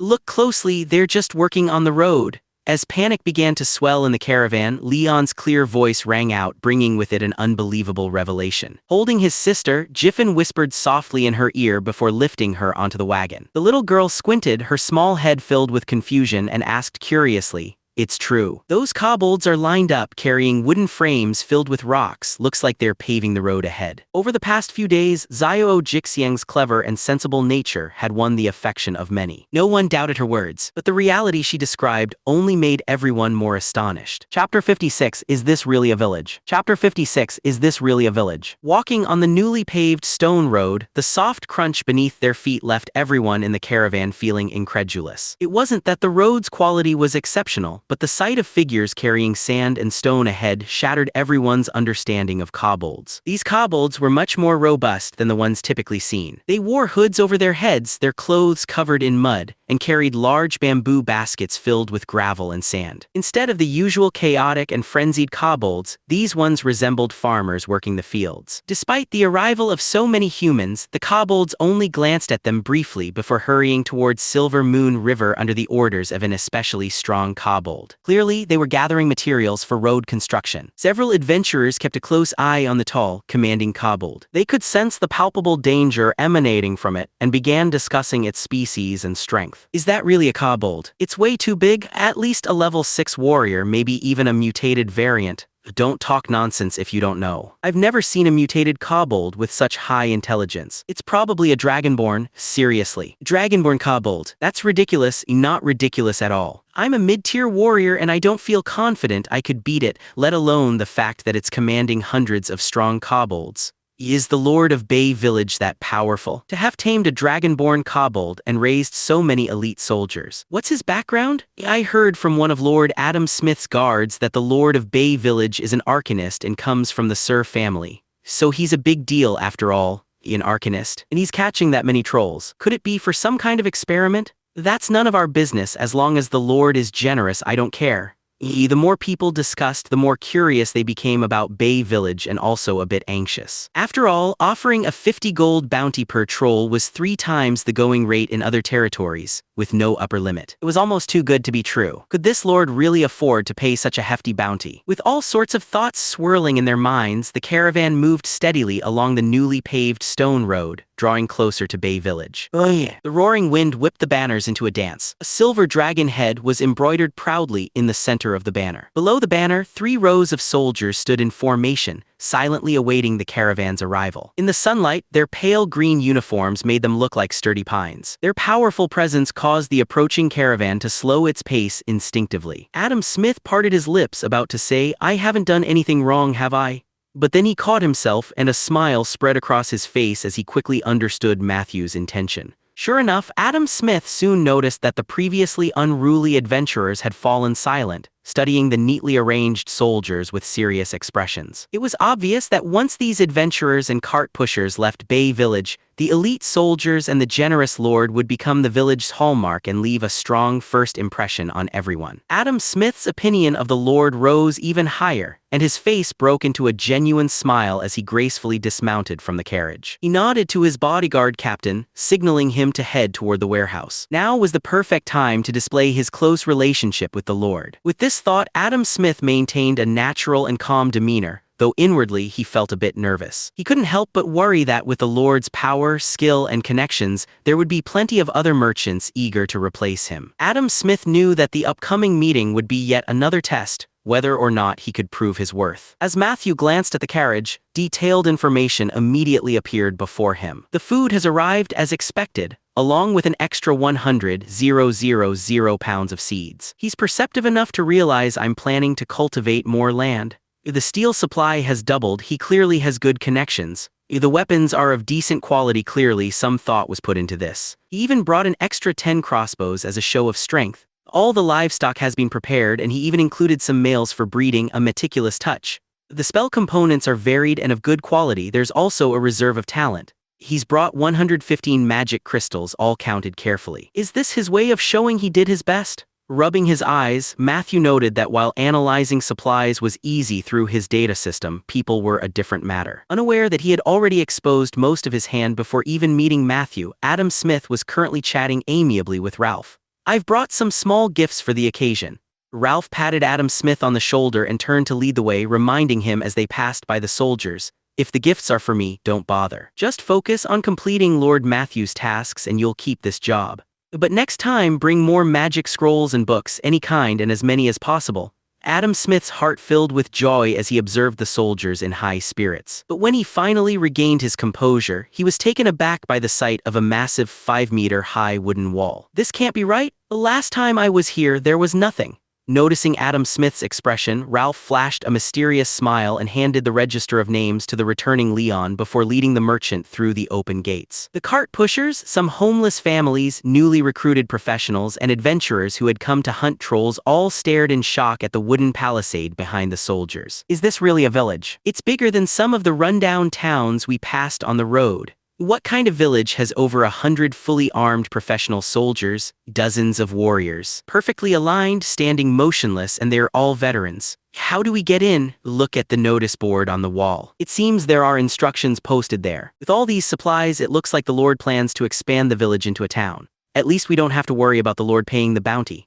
Chapter 57, Wealthy and Powerful. Chapter 57, Wealthy and Powerful. Name, Jiffin. Where are you from? Blood Moon City. Do you have any relatives? This is my sister. Her name is Jixiang and she's 9 years old. Can you read? I can read some, not bad. This is your assigned room. Make sure to hold on to your room key. If you lose it, come to replace it immediately. Also, do you have any skills? I have plenty of jobs I could introduce to you. Jobs. What kinds of jobs? And what's the pay? The first type is general labor. The standard rate is 20 copper coins per day, but you get 2 meals and can eat as much as you want. If you choose this, I suggest joining the land reclamation team. The reclamation team will be awarded a 10% share of any extra land reclaimed beyond the task's target. The second type is skilled labor. Pay depends on your skills and specialization. Typically, it's around 1 silver coin a day. Additionally, if you work continuously for 2 years and pay taxes on time, you can become a member of Bay Village. You'll be granted 10 acres of land with permanent usage rights as well as eligibility to purchase a house in the village. Lastly, there's the option of applying to become a reserve soldier. However, this is not available to non-professionals or non-residents of Bay Village. Here's a task list. You can take it with you, think it over, and submit your decision later. Lastly, welcome to Bay Village. I hope you enjoy your time here. Leon handed Jiffin a task list, and as Jiffin stood there in a daze, Leon smiled warmly at Jixiang beside him. The little girl, not at all shy, returned the smile sweetly, reminding Leon of his own younger sister. Walking past the walls following the road signs, Jiffin, his sister, and Tom arrived at the residential area. Rows of neatly arranged wooden houses lined both sides of the road. Though many of the timbers had not yet fully dried and still smelled faintly of resin, the houses provided shelter from the wind and rain and protection from the scarlet moon. Finding their place by the number on the sign, Jixiang eagerly pushed open the wooden door, skipping inside and exclaiming with delight, "Wow. 3 rooms, 2 beds, and there are blankets. New ones, there are even new clothes. They're a bit big, but I can still wear them. Hee hee, 6 whole ceramic bowls, 1 big water jar, a table, chairs, and stools. And they're all new." Jixiang ran around joyfully, touching everything, her face glowing with a brilliant smile. Jiffin sat on one of the new chairs, stroking the smooth tabletop, which was polished and splinter-free. A look of disbelief flashed across his face. "Are these really newly made? Is Bay Village really this wealthy?" Jiffin. "My goodness, this place is even nicer and roomier than my house. I have to tell my dad just to make him jealous." Haha. Tom's loud voice from the neighboring house quickly brought Jiffin back to reality as he picked up the paper Leon had given him. It clearly read, "Temporary residency permit. Residency period, 1 month. After 1 month, provide proof of employment and tax payment to renew. General labor, daily rate, 20 copper coins, includes 2 meals. Earn more for more work. First recommendation, land reclamation. Second recommendation, construction crew. Third recommendation, production roles. Skilled labor, recruiting specialized farmers, doctors, tanners, livestock handlers, tailors, blacksmiths, chefs, and other skilled workers. First recommendation, join Bay Village and receive housing rewards based on skill level. Intermediate skill reward, 50 gold coins. Advanced skill reward, 1000 gold coins. Master level skill reward, 5000 gold coins. Second recommendation, join roles matching your skills. Average daily wage, 1 silver coin. Earn more for more work. Professional work, first recommendation, join Bay Village and receive housing rewards based on skill level. Second recommendation, join the reserve soldiers. Monthly wage, 20 silver coins. Third recommendation, accept bounty tasks. You will be provided with weapons, equipment, maps, resource point information, medical care, and potion purchasing benefits. Current bounty task, capture a troll, 50 gold coins per troll. Note, all children under 10 years old can receive literacy education in the Children's Center, with 3 meals provided daily. Note, within Bay Village and surrounding areas, no slander, fraud, framing, false accusations, fighting, brawling, theft, robbery, assault, or murder is permitted. Any violators will face execution, imprisonment, fines, or expulsion. After reading through all the information, the only thought in Jiffin's mind was wealthy and powerful. At the same time, Jiffin's resolve to become a professional deepened. Glancing eagerly at Tom, Jiffin patted his shoulder and said in a hopeful but uncertain tone, "Let's not rush to decide, we should see which path has the best potential." Tom shrugged indifferently, his usual simple demeanor showing as he expressed his support for whatever decision Jiffin made. Many of the newly recruited cart pushers took the same approach as Jiffin and Tom. Meanwhile, the adventurers, having confirmed they would indeed receive their bounties, were already preparing for action. In the Lord's Manor, Matthew handed the checklist to Ralph, glancing at the visibly curious Adam Smith before speaking softly but with deliberate calm. "I'm pleased with the quality of the magical materials, but I'm more interested in the talent you've brought."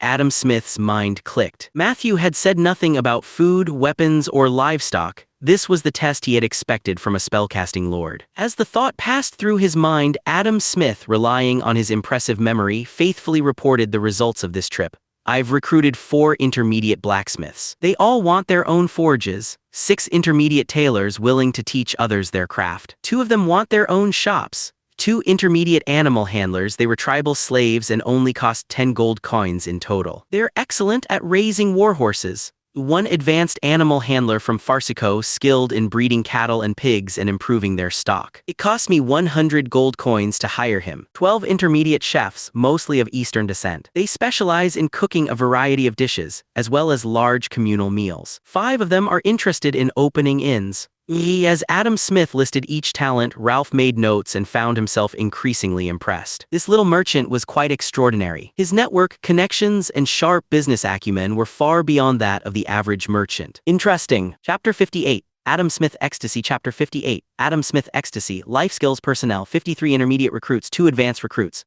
Spent 500 gold coins, saved 760 gold coins. Manufacturing and technical personnel. 115 intermediate recruits, 4 advanced recruits. Spent 4,000 gold coins, saved 5,750 gold coins. Ralph summarized the reports, looking at Adam Smith with undisguised admiration. A merchant who saves the Lord money is a good merchant. But that wasn't all. Ralph glanced over the remaining records and quickly informed the Lord. Additionally, Mr. Adam Smith has recruited 42 professionals. 30 first-level professionals, 7 second-level, 2 third-level, 1 eighth-level mid-tier professional, and 1 12th-level high-tier professional. The total cost was 2,000 gold coins. The total amount spent on all recruits was 6,500 gold coins. Deducting 2,000 gold coins worth of goods, there is a surplus of 6,000 gold coins.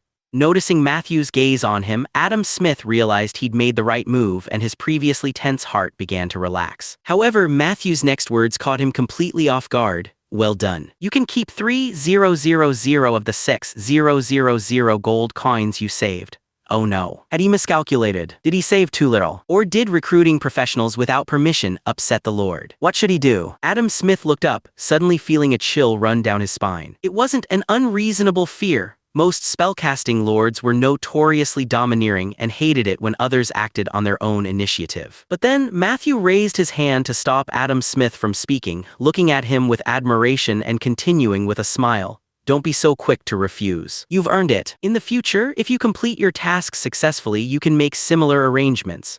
After confirming multiple times that Matthew was serious, Adam Smith let out a long breath of relief, noticing his palms were slick with sweat. Soon after, a surge of joy filled him, as he admired and marveled at Matthew's generosity. Earning 3,000 gold coins was equivalent to 2 or 3 years of hard work. But don't get too excited just yet. The tasks will only get harder from here and the rewards even greater.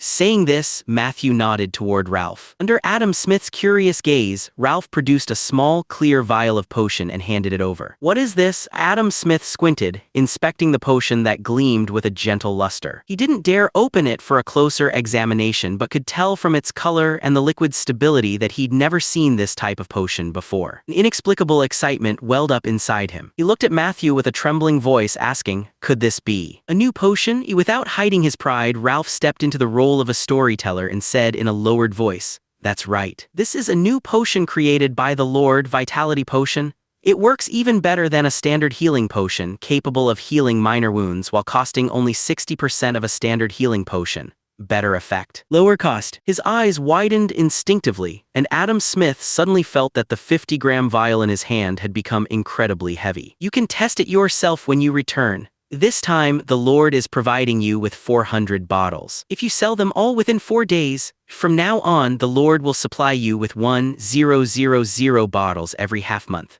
Upon hearing Ralph's words, Adam Smith immediately stood up and pulled out a dagger. But before he could cut into his arm, a flash of silver light darted through the air, knocking the dagger from his hand. In the blink of an eye, Ralph had sheathed his sword. Ralph gave Adam Smith a stern look, pointing to the fallen dagger and scolding him as he awkwardly smiled. Don't try those little tricks in front of the Lord. You should be grateful that you've completed your task well. The Lord greatly values talent and now you need to ramp up your recruitment efforts. By the way, bring over vagrants and slaves from the slums as well. Offer them land reclamation opportunities to attract them. For every person you bring, whether they are elderly, children, or young women, the Lord will reward you with 10 silver coins. And here's a list of supplies to purchase. The 3,000 gold coins you saved will be the first fund.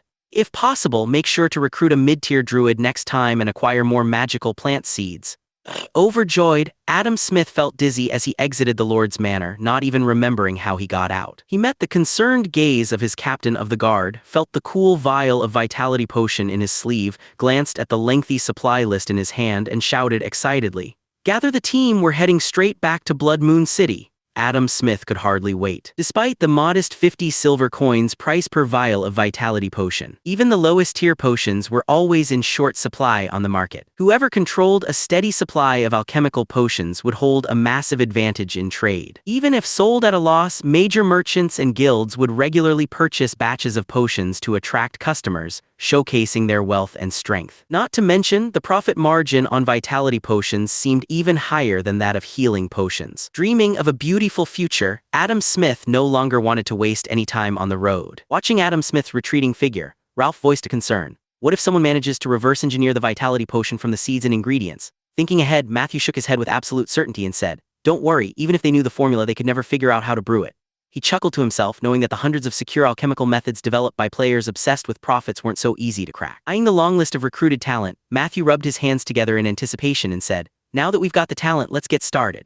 And make sure to remind the soldiers, show no mercy to criminals who try to disrupt the peace." Tightening his grip on the hilt of his sword, Ralph, now a level 4 steward, responded with a cold, firm tone, "Bay Village will be free of all crime." Chapter 59, Dreams and Hope. Chapter 59, Dreams and Hope. Hearing Ralph's somewhat dramatic declaration, Matthew wasn't surprised. After all, in this world, true beauty is hard to find. March 10th, year 129, noon. The rich aroma of wheat spread across the temporary living area, carried by the gentle breeze. Many of the cart pushers who had just received their pay stared at the core of Bay Village with disbelief. On the newly cleared flat ground, the recruited life and manufacturing talents were enjoying the welcome feast provided by Bay Village. 20 tables were surrounded by white bread, piled meat steaks forming a small hill, Oriental-style stir-fried dishes, and large cod nearly half a meter long, steaming with irresistible fragrance. Boiling broth with large bones simmered on the stove, filling the air with a savory aroma that made mouths water. The free black bread and fish soup that had previously satisfied everyone now seemed far less appealing as they eyed the feast from a distance. Everyone gathered together, nibbling on their bread and sipping their soup, quietly standing in place. The primary reason they stayed put was the fully armed soldiers, lined up and standing guard by the fence. Their palpable killing intent sent chills down everyone's spine. Perched on her brother's shoulders, little Jixiang excitedly pointed and said,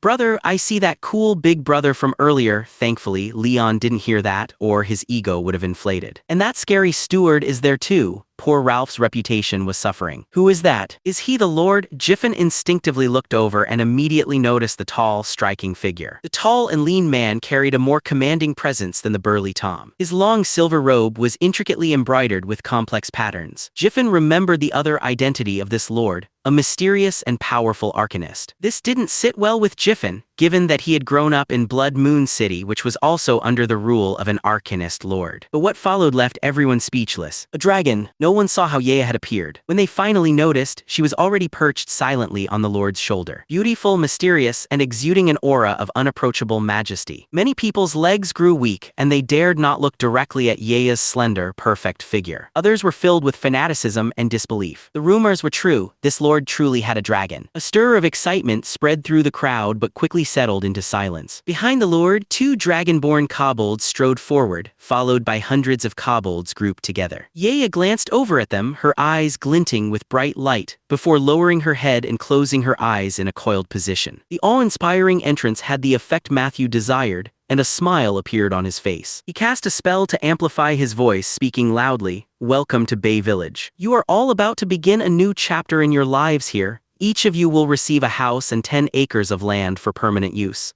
In the future, if you're satisfied with life here, you can bring your family to join you. Here, no crime or exploitation will be tolerated. Here, everyone's hard work will be rewarded fairly. Here, with diligence, you can provide for your entire family. Here, wisdom, experience, and skills will be respected to the fullest. Here, as long as you follow the rules and work hard, everyone has the chance to achieve Air Dreams. This is a place of hope where everyone can showcase their talents.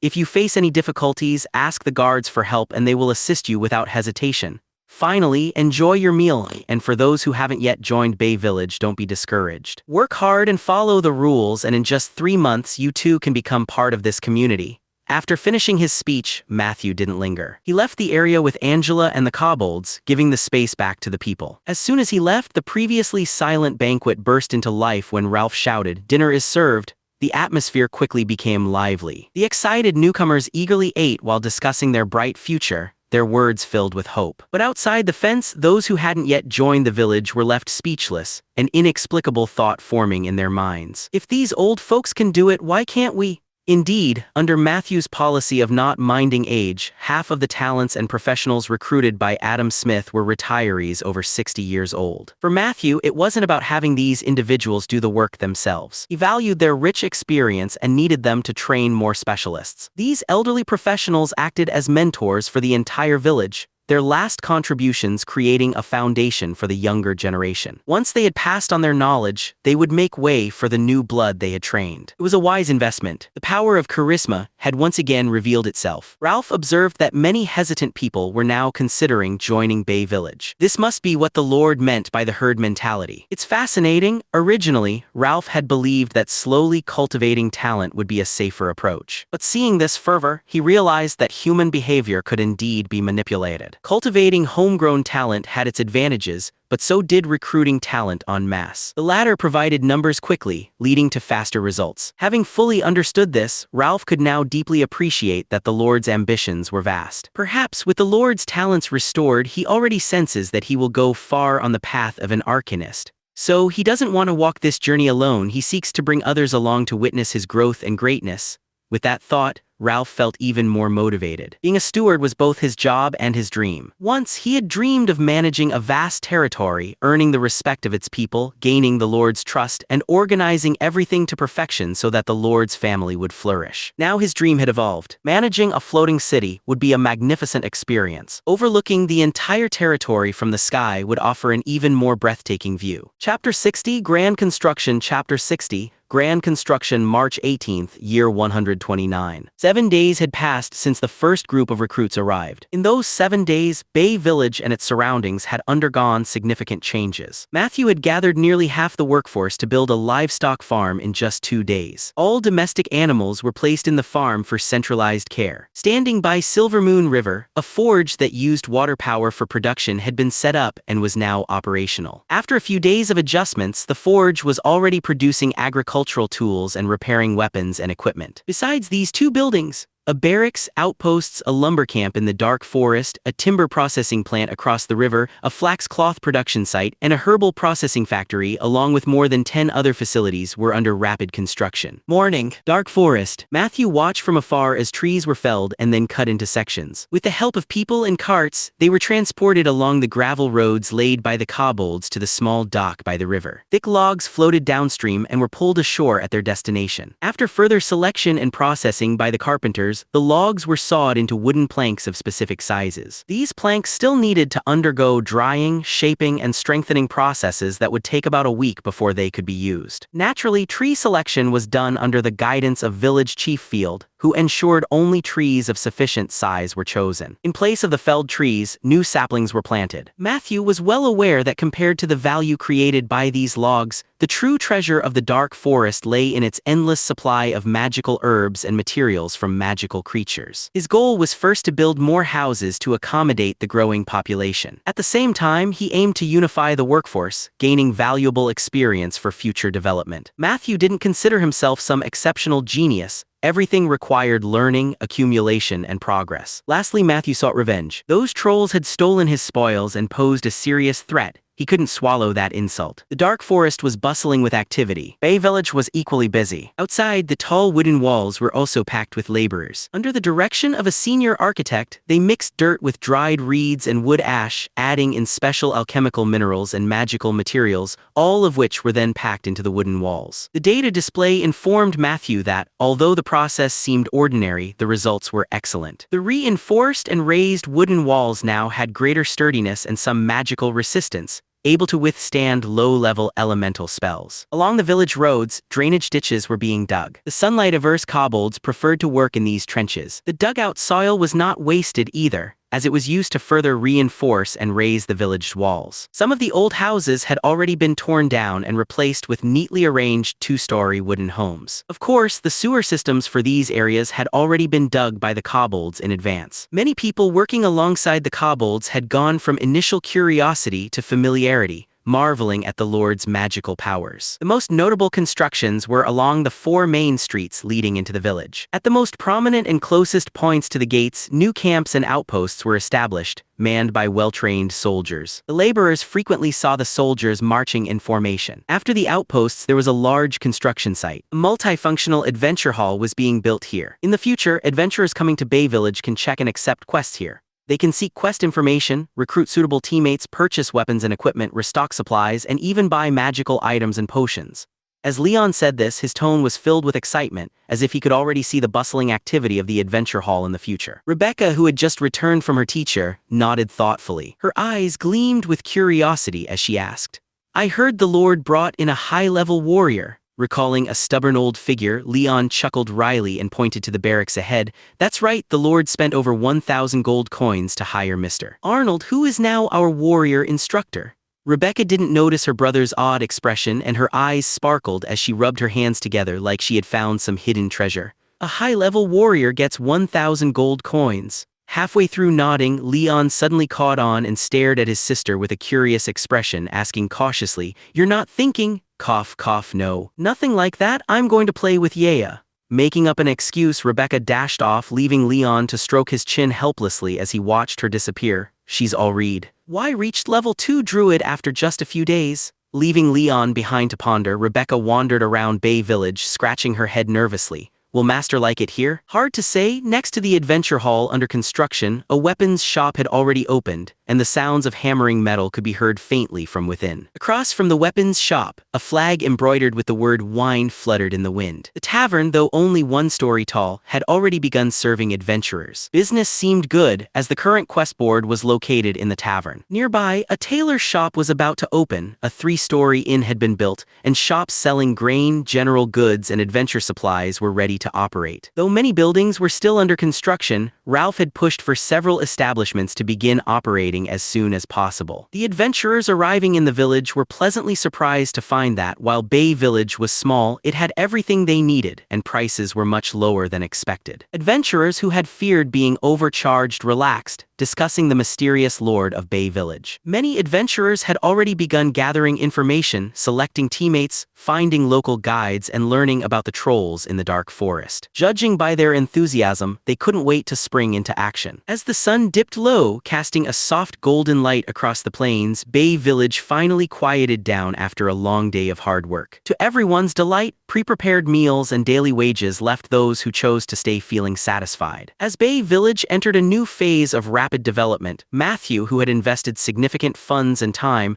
breathed a long sigh of relief. Building is no easy task. Chapter 61, Reclaiming Land. Chapter 61. Reclaiming land. A long canal was drawn from Silver Moon River. It flowed gently down a slope into the bustling wilderness. On both sides of the canal, towering reeds were cut down, and their roots connected to the ground were dug up with sharp hoes. Despite stubborn roots remaining underground that would eventually regrow into the farmer's most despised weeds, the workers didn't care. They dug a trench around the area, piling up the soil into a small embankment, enclosing exactly 1 acre of land. They continued to dig on both sides of the embankment, cutting down more reeds and weeds in large patches. However, they didn't completely clear the reeds and weeds from within the enclosed acre. That would have been too much work. "Everyone fetch a bucket of water. If any embers fly out, put them out immediately," ordered a seasoned middle-aged farmer. 10 or so lit torches were thrown into the reed thicket at his command. Small embers quickly turned into roaring flames, radiating heat and light, devouring the dry reeds around them. Whoosh! Crackle, crackle. The flames' glow bathed the face of the weathered farmer, who was over 60 years old, making his wrinkled face gleam with joy as he felt the warmth he hadn't felt in a long time. Suddenly remembering something, he turned his gaze to the vast expanse of wilderness beyond and asked Captain Sean again. "A team of 100 people. Our goal for the year is 500 acres. And if we exceed the 500 acres, 30% of the excess gets distributed among us." Captain Sean, his eyes also reflecting the flames with a hopeful gleam, recited the rules he had memorized. "That's right. You personally get 10% of the excess. Of course, this is a permanent lease. The land will always belong to the Lord. However, the land can be passed down through generations, with taxes fixed at 20%. The old man waved dismissively, his once cloudy eyes now bright, and said excitedly, "Of course, the land belongs to the Lord, but what if we manage to reclaim 1,000 m or acres?" Raising an eyebrow, Captain Sean detected the anticipation in his voice. Without any hint of impatience, because his own father had asked him the same question 3 times, he smiled and replied, "Even if you reclaim over 2,000 extra acres, you still get 10%, which is 200 acres. The top 3 teams in land reclamation will also receive extra rewards. I heard the 3rd place team gets 100 acres of land." The old farmer's eyes widened in astonishment, and he immediately turned around and shouted with a booming voice, What are you waiting for? The rest of you move on to the next acre. No one's leaving until we've finished 10 acres today. Captain Sean, who had been about to offer some motivational words, was momentarily stunned, then smiled brightly and led the soldiers on their patrol. Scenes like this played out continuously along Silvermoon River near Bay Village. Hidden eyes were quietly observing these changes, stirring a concealed commotion before quickly falling silent again. Dark Forest. Leon patrolled the area around the lumber mill with 10 soldiers. He watched as the wooden walls rose higher and noticed how the kobolds grew stronger and more reliable by the day. Guarding the loggers, selecting trees for felling, and keeping the wild beasts at bay. Suddenly, a distant series of shrill cries echoed, and Leon immediately recognized the kobolds' alarm calls and rushed toward the noise. Around 30 well-built gnolls were chasing after 40 or so kobolds. Seeing how scrawny the kobolds were, Leon immediately realized they weren't from their own group. He slowed his pace and whispered to 2 of his companions, "Go inform the Lord at once." He had no intention of being a hero. On the first day of his leadership, Old John had given him this advice. Your mission is to protect all Bay Village personnel and the safety of your soldiers. Bringing them back safely is more important than any reward for victory. 10 minutes later, Matthew received the news and set aside the spell scroll he was studying, temporarily pausing his magic practice. He rubbed his temples, feeling a slight ache, then opened the carriage door and exhaled deeply. Perfect timing, let's clear out some monsters. Consider it a break? Learning spells gained experience, but so did clearing monsters. Balancing work and relaxation kept him in good spirits. Yaya, who had been sleeping soundly, instinctively opened her eyes. Hearing there was a fight to be had, she immediately perked up. Goldfang and Silverfang led the charge, their presence inspiring hundreds of kobolds to follow with high morale. Night Angela led the soldiers at the front, jogging briskly, their movements coordinated and disciplined. Matthew watched with satisfaction as his soldiers, who had grown stronger, now showed a 1 to 2 point increase in strength and constitution, and looked forward to the upcoming battle. To fully realize the results of their training, real combat was necessary. When they reached the site, Leon came forward and led them east. After about 5 minutes, they stopped before a large pile of rocks.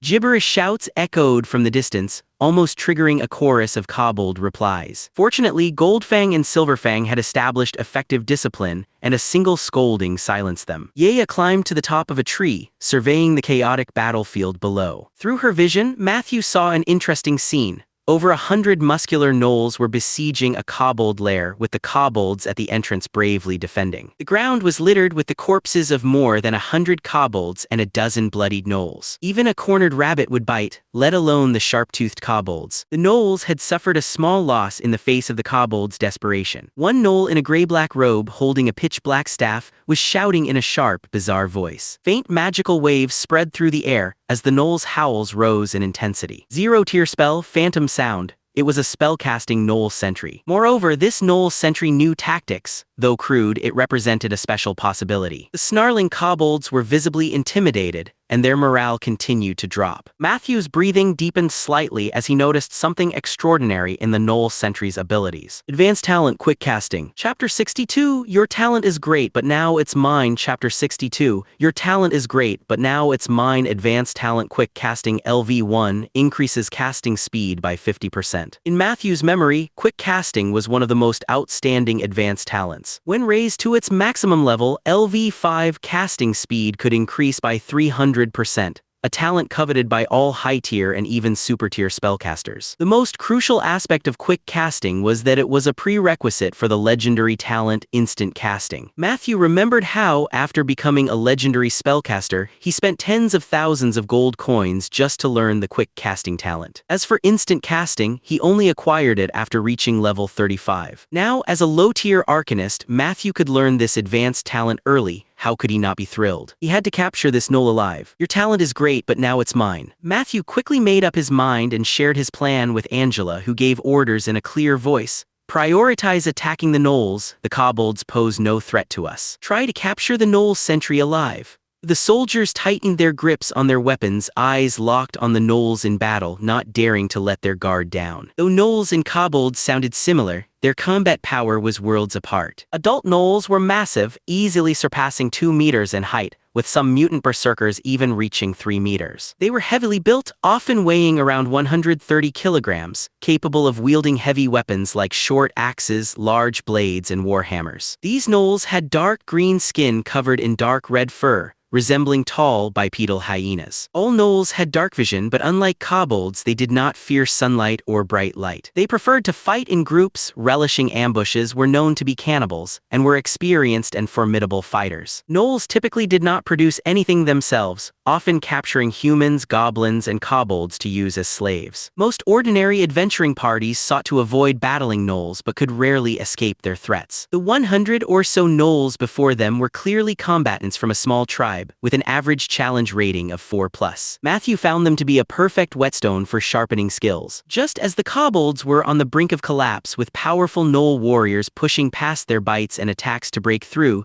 the whistling sound of arrows tore through the air, turning several gnoll assassins into pincushions. These sneaky gnolls, skilled in poison, ambushes, and ranged attacks, posed the greatest threat to the soldiers, so Angela had them targeted first. As for the gnoll sentries on watch, they had already been stealthily taken out by Yea and Old Village Chief Field. The gnolls fighting at the front remained unaware of the ambush until their comrades' howls echoed in their ears, causing them to finally turn around. A burly Goldfang burst from the bushes, charging straight at the gnoll sentry protected by the gnoll warriors. His immense strength and destructive power were on full display as he swung a long-handled steel axe, specially crafted by Butler Ralph. Clang! Sparks flew as blade met axe. The poorly made gnoll's curved blade shattered instantly, and the gleaming steel axe carved deep into its chest. Another gnoll, howling in rage, swung its axe from the left side to launch a sneak attack. Goldfang roared, twisting his wrist to hook the broken body of the gnoll with his axe and violently hurled it aside. Seizing the moment while the gnoll was dodging, he lunged forward with a powerful downward strike. Crack! The foul-smelling head of the gnoll flew off in a mist of blood, and its twitching body collapsed with a thud. In just a single encounter, Goldfang had swiftly and cleanly felled 2 gnoll warriors. He roared and charged back into the gnolls, barging left and right with brute force. Even these brawny gnoll warriors couldn't last a single round against him. Goldfang's bold actions quickly drew the gnolls' focus, and over 10 gnoll warriors, including 2 massive berserkers, surrounded him. The cloaked gnoll sentry raised its staff, preparing to chant and cast a spell. An overwhelming sense of danger suddenly descended upon it. But where's the enemy? A gleaming silver light shot down from the sky. Yea swooped down, unleashing a devastating banishment breath upon the gnoll sentry. Shock and terror. The gnoll sentry didn't even have time to react before its entire body twisted and vanished on the spot. The gnoll sentry had been banished. 2 massive fireballs followed, slamming into the gnolls. Boom! Over 10 gnoll warriors were instantly killed, and Goldfang used the opportunity to break out of the encirclement. The gnolls, gnashing their teeth, gave chase, only to run headlong into the approaching, well-formed ranks of soldiers. The soldiers, now significantly stronger, showed no fear of the hulking gnoll warriors and clashed with them head-on. Upon impact, the gnolls immediately suffered heavy losses. Their brand-new steel shields withstood the gnolls' brute strength and weapon strikes. The soldiers' spears, swift as striking vipers, stabbed into the gnolls' bellies and chests while they were unprepared. The gnolls writhed in agony, only to be crushed further as more soldiers pushed forward, reducing their space to dodge. Spear after spear impaled them, leaving them bloody and pierced. In just 2 rounds, 5 or 6 gnoll warriors in the front row had fallen, while the remaining gnolls retreated in disarray. Arrows rained down continuously, forcing the gnolls to split their focus on defending their vital spots. Under mounting pressure, the gnoll warriors were steadily pushed back, panic and fear spreading among them. Without their commander or leader, the previously coordinated and fierce gnolls began to lose the will to fight. The front-line gnolls tried to work with their comrades to break the soldiers' lines, but just as they charged forward, the injured gnolls quickly retreated. The front-line gnolls, unprotected, collided with the soldiers' unrelenting force and were immediately battered and bloodied. Angela narrowed her eyes, drawing her sword and shouting, "Advance!" The inspiration aura spread out. The soldiers, filled with newfound strength, charged forward with a mighty roar. With their overwhelming momentum, they scattered the disorganized gnolls. The gnolls, unable to mount a proper defense, scattered and fled just as they had once pursued the kobolds. What followed was a one-sided pursuit and slaughter. Chapter 63, Kobold Mines. Chapter 63, Kobold Mines. Half an hour later, the soldiers finished cleaning the battlefield, throwing the gnoll corpses into pits dug by the kobolds. Then they doused the bodies with oil and burned them until only ash remained. As for these moon-worshipping cannibalistic creatures, Matthew had no intention of sparing them, nor did he want Yea to subdue them. he just wanted them all dead. Seeing that the remaining gnolls were taken care of, Yaya let out a small cry and dispelled the spell. The bewildered gnoll sentry, unaware of the situation, was immediately surrounded by Goldfang and the soldiers. Before it could struggle much, it was tied up securely and thrown into a cage. With the capture of the gnoll sentry, the brief but fierce battle came to an end. Ding! Your soldiers have killed a total of 107 gnolls, earning you 500 experience points.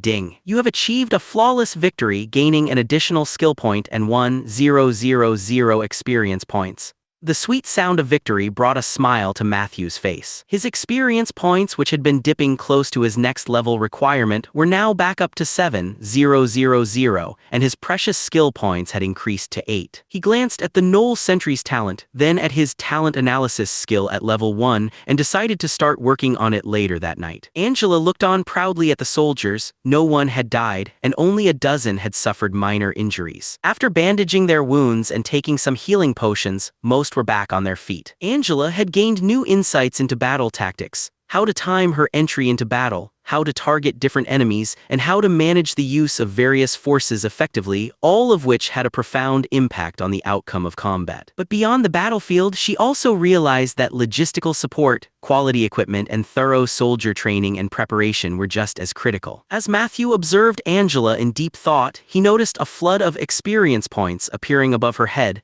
indicating that she was gaining a deeper understanding of both knighthood and command. A few more battles like this, and Angela's professional rank would surely advance quickly. Besides Angela's growth, Matthew also noticed the improvements in his soldiers. During the battle, 10 soldiers gained insight into the warrior's path, becoming warriors themselves. 2 first-level warriors successfully advanced to level 2. Another third-level warrior emerged, Leon, who had single-handedly taken on a gnoll warrior twice during the fight. However, Leon paid the price with his injured arm, leaving him unable to fight or train for 2 days, not to mention receiving a stern scolding from old John. The kobolds hiding at the cave entrance stared in disbelief at Yaya. When she glanced back at them, they immediately dropped to the ground, groveling obediently, showing none of the previous madness. Yaya glanced at Matthew but didn't receive any indication from him. He seemed to be letting her make the decision. The little creature tilted her head, raised a small paw, and pointed at Goldfang and Silverfang. If possible, subdue them. We need more kobolds to help with the work. If they don't cooperate, eliminate them. This territory is ours, we can't let them take it. Yaya's dominant statement had a strange yet natural quality to it. Matthew silently glanced at her but said nothing, allowing the little one to indulge in her moment of pride. Goldfang and Silverfang nodded and led their kobold subordinates over. These scrawny kobolds didn't dare resist, their heads bowed in submission, fully accepting their fate. The soldiers watched curiously, wondering just how many kobolds would end up working in the village after this. To Matthew's surprise, his system's data visualization revealed the entire mine's situation, seemingly acknowledging his claim over the area. 462 adult kobolds, 385 kobold pups, and 1042 kobold eggs have joined your faction. The kobold mine has been added to your territory. At the current stage, if 300 adult kobolds are assigned daily and provided with new pickaxes and adequate food, 3,000 kilograms of medium-quality iron ore can be mined per day. At peak stage, with 300,000 kobolds assigned daily. Equipped with new pickaxes, mine rails, mining carts, and provided with sufficient food, 600,000 kilograms of top-quality iron ore can be mined per day. Matthew raised an eyebrow, never expecting that Thai's seemingly insignificant kobold mine had such enormous developmental potential. Watching the steady stream of kobolds emerging from the mine, Matthew's eyes gleamed with excitement, and he didn't hesitate to agree with Yaya's earlier suggestion. The more kobolds we have in Bay Village, the better. We can work together for mutual benefit.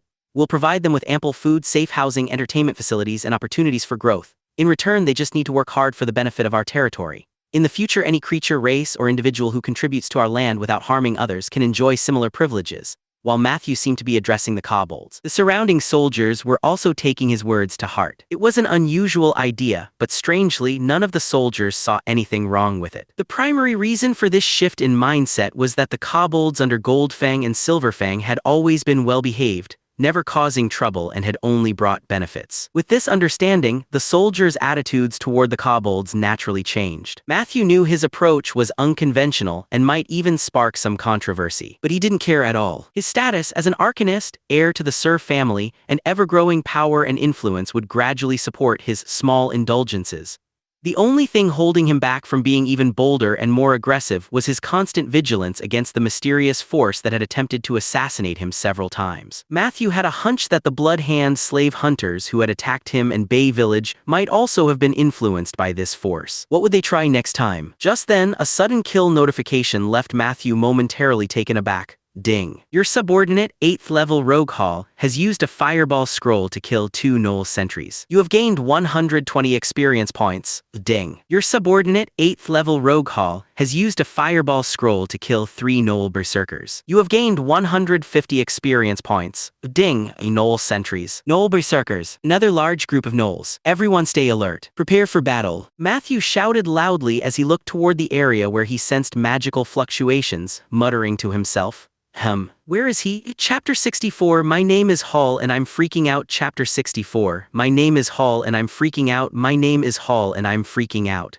In front of me are hundreds of Gnolls. They eat people, and they prefer them alive. The only one still somewhat dazed and not fully grasping the situation was the newly recruited 8th level rogue, Hall. In his younger days, Hall had been one of the finest rogues in Blood Moon City, specializing in exploring underground ruins. His sharp eyes, agile movements, and cautious behavior had allowed him to survive dangerous expeditions into these ruins, yielding substantial rewards. However, like most adventurers, Hall spent lavishly when he had money. Whether it was indulging in life's pleasures or investing in power, such as buying magical weapons, spell scrolls, or life-saving alchemical potions, the costs were always steep. It was as if a whisper in his ear tempted him with dreams of a better life, urging him to continue his adventures. Yet those who ascended to extraordinary levels, extending their lifespans and even becoming legendary figures admired by all, were exceedingly rare. A sudden accident during an adventure, an unexpected conflict, or even a dispute over loot could easily end an adventurer's career or their life. The adventurers who survived grew older, and as their journey became increasingly perilous when they realized they could no longer level up, and their youthful courage had long since waned, most adventurers had only one choice. They laid down their swords and returned to the mundane life of an ordinary person. By the time Hall was in his 40s with a missing arm, he should have settled into retirement, far from danger and battle. But with 3 sons and 2 daughters, the enormous family expenses forced him to worry about his livelihood again. Especially his 2 daughters, who showed promise and had both become professionals, their expenses kept growing rapidly and Hall's early savings quickly dwindled. To make matters worse, old enemies from his past had started making noises about seeking revenge. Just then, Adam Smith's generous recruitment offer spread through Blood Moon City. Hall looked into it and for 180 gold coins, sold himself back into service. On his first day, Hall was taken aback by the uniqueness of Bay Village and its mysterious and powerful lord. However, his worries eased a bit, especially after seeing old Arnold, who only had to share his experience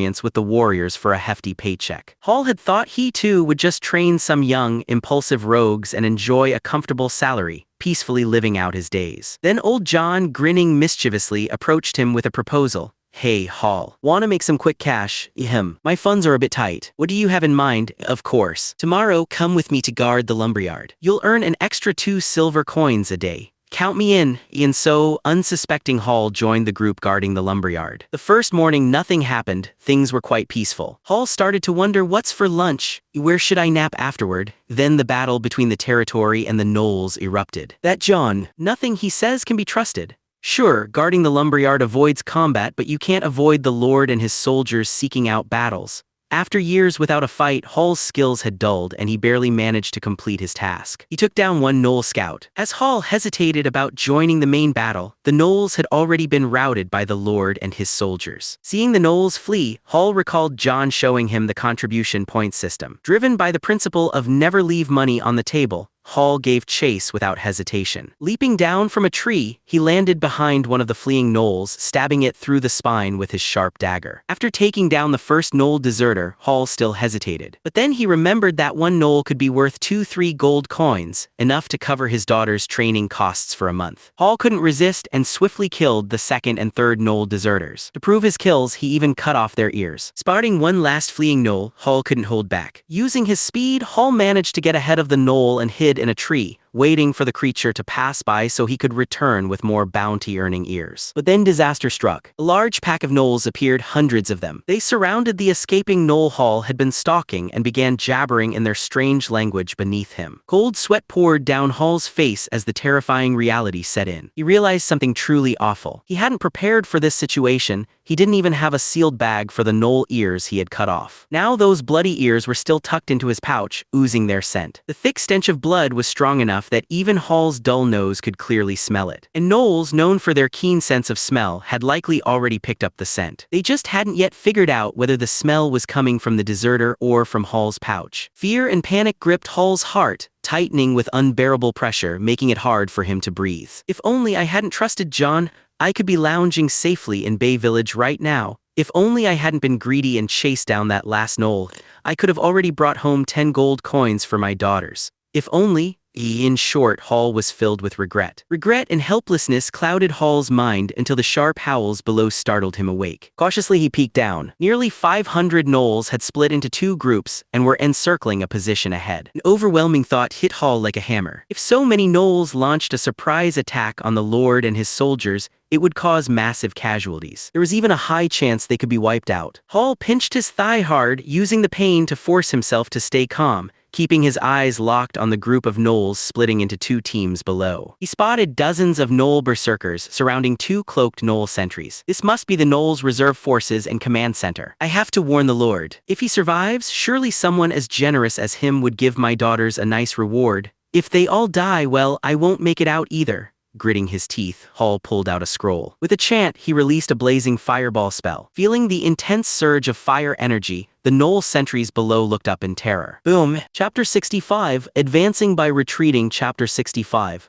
Advancing by Retreating. Crack. Crack. Crack. Angry axes furiously chopped at the scorched tree trunk. Wood chips flew and branches trembled. Hall, still perched on the tree, was pale as he glanced down at the enraged gnolls, muttering through clenched teeth, "You won't catch me." Just then, the tree shook violently. The massive trunk began to tilt, slowly collapsing. Seeing the snarling gnolls drawing closer, Hall prepared to lift his dagger to his throat for a quick end. Whoosh! A sharp sound pierced the air, accompanied by a shrill screech. Hall instinctively looked up just in time to see a twisted ray of energy slam into his chest. What the boom! The thick trunk crashed to the ground, snapping delicate branches instantly. The gnolls swarmed in, but to their confusion, Hall was nowhere to be found. Yet they could still smell him. He was nearby. Meanwhile, Yea silently circled overhead, sneaking back to her previous position. Confirming that his capable subordinate Hall was safe for now, Matthew quickly made up his mind and turned to Angela.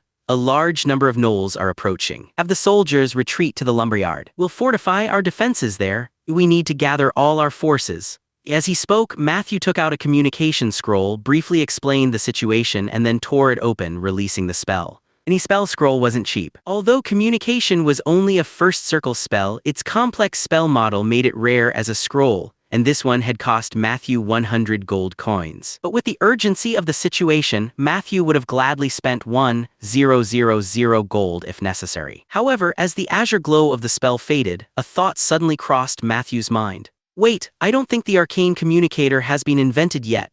Matthew vividly remembered that the magical arcane phone, called the Arcane Communicator, was originally created by a player and an arcanist. That arcanist quickly amassed a fortune through the product, later becoming a grand arcanist. Countless players, spellcasters, and adventurers alike couldn't resist buying these incredibly convenient devices. That grand arcanist had earned the nickname Master of Communication from many players. Matthew, too, had produced and sold arcane communicators to earn gold coins and was quite familiar with their production process and updates. Looks like I should jot down the information and techniques in my head. They might come in handy someday. The soldiers, without hesitation, quickly formed ranks and began retreating back toward the lumberyard. The recently subdued kobolds were initially confused, but under the urging and whipping of the stronger kobolds, they quickly fell in line. They obediently abandoned their junk and gathered up the kobold eggs Matthew had instructed them to carry, retreating together. However, the gnolls were fast. Upon noticing the retreat, they howled and chased after them. What greeted them were fireballs flying from the dark corners. Boom! The first dozen gnolls at the front were instantly charred, and the shockwave threw their ranks into disarray. Ding! You killed a level 3 gnoll warrior and gained 30 experience points.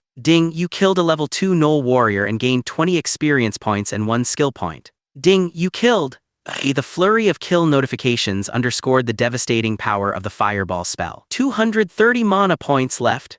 Calculating in his mind, Matthew glanced at the scrambling gnolls, then swiftly mounted his horse and continued retreating. Close by, Old Village Chief Field turned, knocked an arrow and drew his bow. With a twang, the bowstring vibrated, and a gnoll hunter on the right flank crumpled to the ground with an arrow through its chest. Ignoring the kill notifications, Matthew took up a position at the next ambush point with the protection of Goldtooth, Silvertail, and Old John, waiting for the gnoll pursuers. Yaya circled above, with Matthew ensuring she didn't engage. She only needed to provide vision. Angered by the ambush, the gnolls relentlessly pursued Old Chief Field's scent. If they had a commander, they wouldn't have been so reckless and crude. But with most of their leaders and chieftains gone, their rage took over, reducing them to mindless, savage beasts. Minutes later, another fireball exploded among the gnolls. The shattering of comrades' bodies and the ensuing screams brought some momentary clarity to the mad gnolls. They slowed down, spreading out to avoid being wiped out by a single attack. Matthew seemed to anticipate their move. Old Chief Field, hidden well, suddenly emerged, tauntingly knocking another arrow and killing an injured gnoll warrior. Roars of fury echoed through the gnoll ranks. Their already bloodshot eyes grew even redder, and they charged after Field with wild abandon. As Field fled in panic, he alternated between feigning being cornered and shooting back at the gnolls, holding their attention. Just as the gnoll hunters were about to catch up to Field,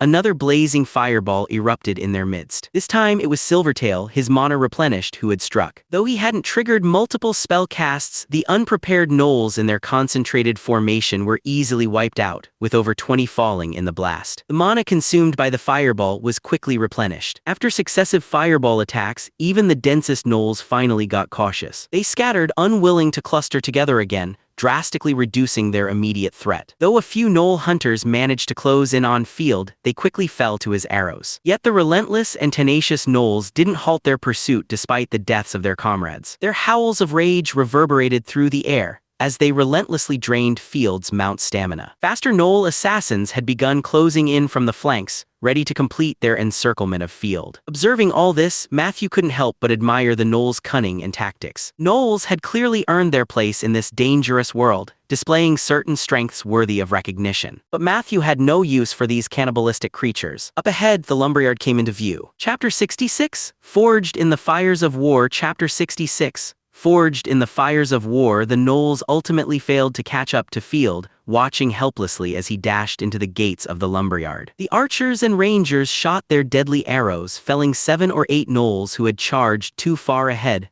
forcing the rest to retreat. As soon as the gate closed, Angela ordered the soldiers to roll several heavy logs to block the entrance, while calling the archers and rangers to the watchtowers. The timely warning meant that the workers had already been evacuated, so there was no need to worry about additional casualties. Angela was somewhat regretful that the wooden walls of the lumberyard weren't fully completed, with only one side fortified. Fortunately, the materials used were thick and solid, and without heavy weapons, the gnolls would find it difficult to breach the walls quickly. That time would be enough for the soldiers to deal deadly blows with their steel spears. The only thing that made Angela uneasy was the fact that there were only 80 soldiers inside the lumberyard, while over 450 gnolls were outside. Although there were nearly 1,000 kobolds within the lumberyard, Angela knew full well that they couldn't be relied upon for combat. At best, they could serve as cannon fodder to slow the enemy. Angela assumed that this might have been why the Lord brought the kobolds along during the retreat. In truth, Matthew hadn't thought that far ahead. His focus was entirely on the gnolls outside, his eyes filled with excitement. Yeya had already confirmed that there were no more Gnoll spellcasters or priests among the enemy. Even if there were one or two elite Gnoll brutes commanding them, their morale had clearly dropped. The fact that they hadn't attacked immediately was a clear sign. By now, after days of research into feat analysis and experimenting with the legendary feat Fate's Choice, Matthew had a good grasp of how to use them. The gentler method?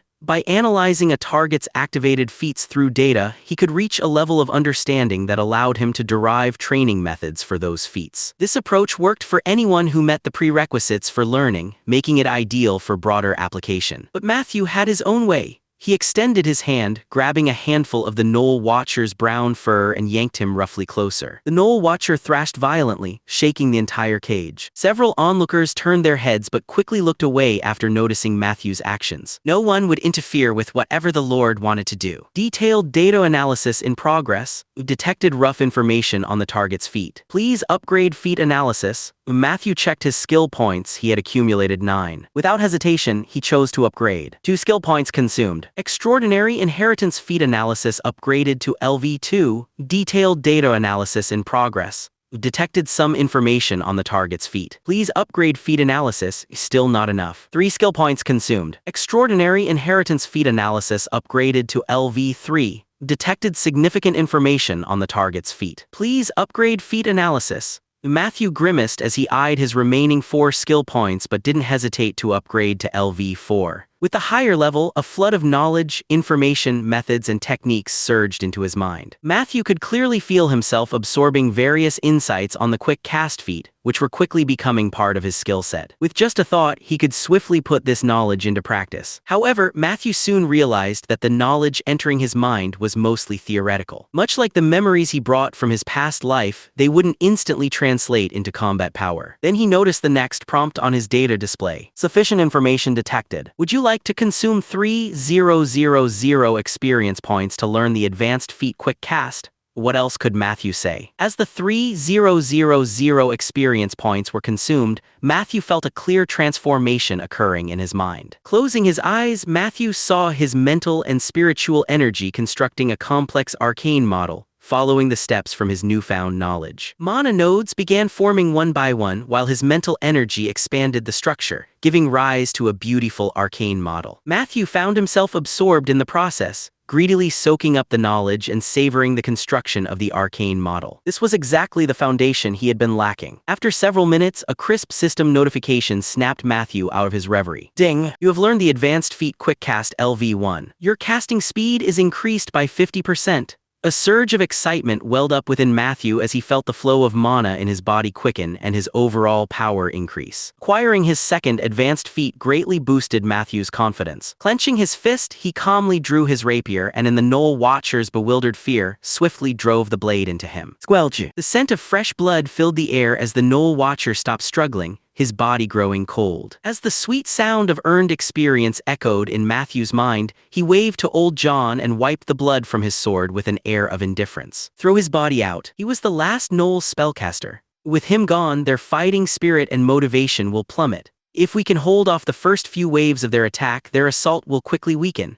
Old John caught sight of Yeya hiding in the treetops and, reassured by Matthew's calm demeanor, relaxed. The Lord must have some trick up his sleeve. This must be a test for the soldiers. The Gnoll Watcher's body was thrown outside, and the enraged howls and roars of the gnolls quickly followed. Clearly, this blatant provocation had infuriated the dim-witted creatures. Led by the gnoll brutes, the remaining 400 gnolls charged en masse toward the gate. The soldiers, who had been waiting, began their counterattack from behind the wooden barricades. Arrows flew through the air, and spears thrust forward in unison. The sounds of metal clashing, mixed with shouts and roars, filled the air. Watching the gnolls cluster together, Matthew's face twisted into a sinister grin. In the heat of battle, Old John would never have guessed that his earlier assumption had been spot on. Matthew hadn't allowed Yeya to use her dragon's aura, which could have easily given the soldiers an advantage in retreat or attack, because he wanted to temper them. Life and death at the edge of the blade, fighting with blood and steel. Only through such trials could true warriors be forged, honing the finest soldiers. Chapter 67, The Lord Will Take Action. Chapter 67, The Lord Will Take Action. Kill!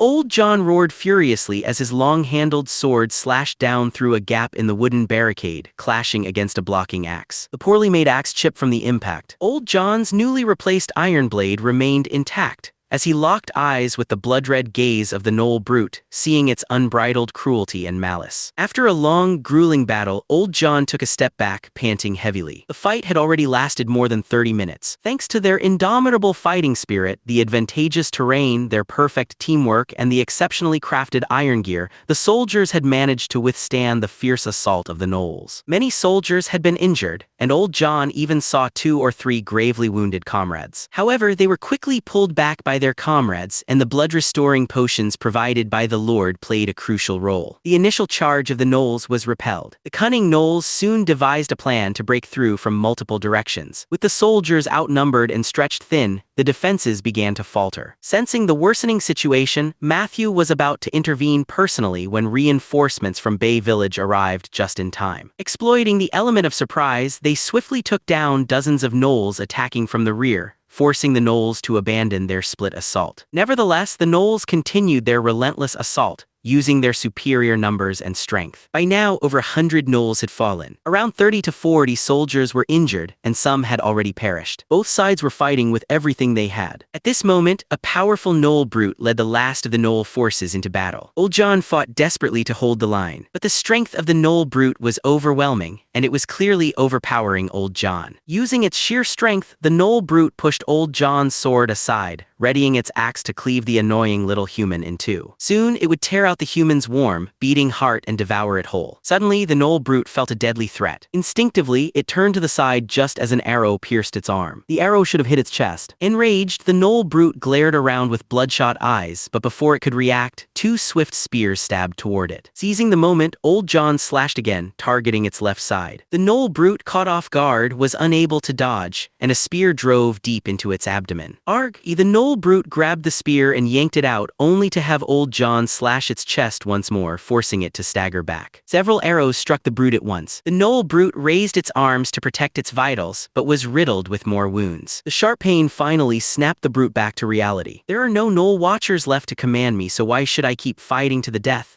No, it's precisely because the Gnoll watcher is dead that I must show my strength. If I kill enough humans, I might become the new leader. This thought sprouted like wild grass growing uncontrollably. If it could read, it would have recognized this thought as ambition. It glanced at the blood-soaked barricades and the corpses of fallen Gnoll warriors. It also saw the small yet resilient human soldiers who had not retreated even an inch. Occasionally, a human soldier would fall back due to injury, but they would quickly return to the battlefield as fierce as ever. The Gnoll brute found the human's stubborn willpower annoying, yet it had the patience and skills to hunt down troublesome prey. With this in mind, the Gnoll brute let out a thunderous roar. "Kill them all and the forest will be ours." The surrounding Gnoll warriors, already engaged in a bloody battle, seemed to become even more frenzied. Faced with the larger, stronger Gnolls, even the most determined soldiers were beginning to falter. Greg. A section of the wooden barricade was shattered by the Gnolls. The howling beasts clashed with the soldiers in close combat. Both sides fought fiercely over the broken barricade, engaging in brutal hand-to-hand combat. Angela led by example, and with the 2 new feats she had recently mastered, her combat effectiveness had visibly improved. The intensity of the battle also deepened her understanding of her feats and abilities. Brutal and grueling, the battlefield became a proving ground for all involved. The soldiers who survived would grow significantly stronger. Despite being outnumbered, every soldier maintained high morale. Not only were they well-equipped, but the blood-restoring potions also saved lives, keeping the death toll low. More importantly, their mysterious and powerful lord stood behind them. Just seeing his tall, imposing figure filled everyone with strength. They were certain of victory. If necessary, the lord would step in. Ding! Your soldier, Lacinian, has fallen.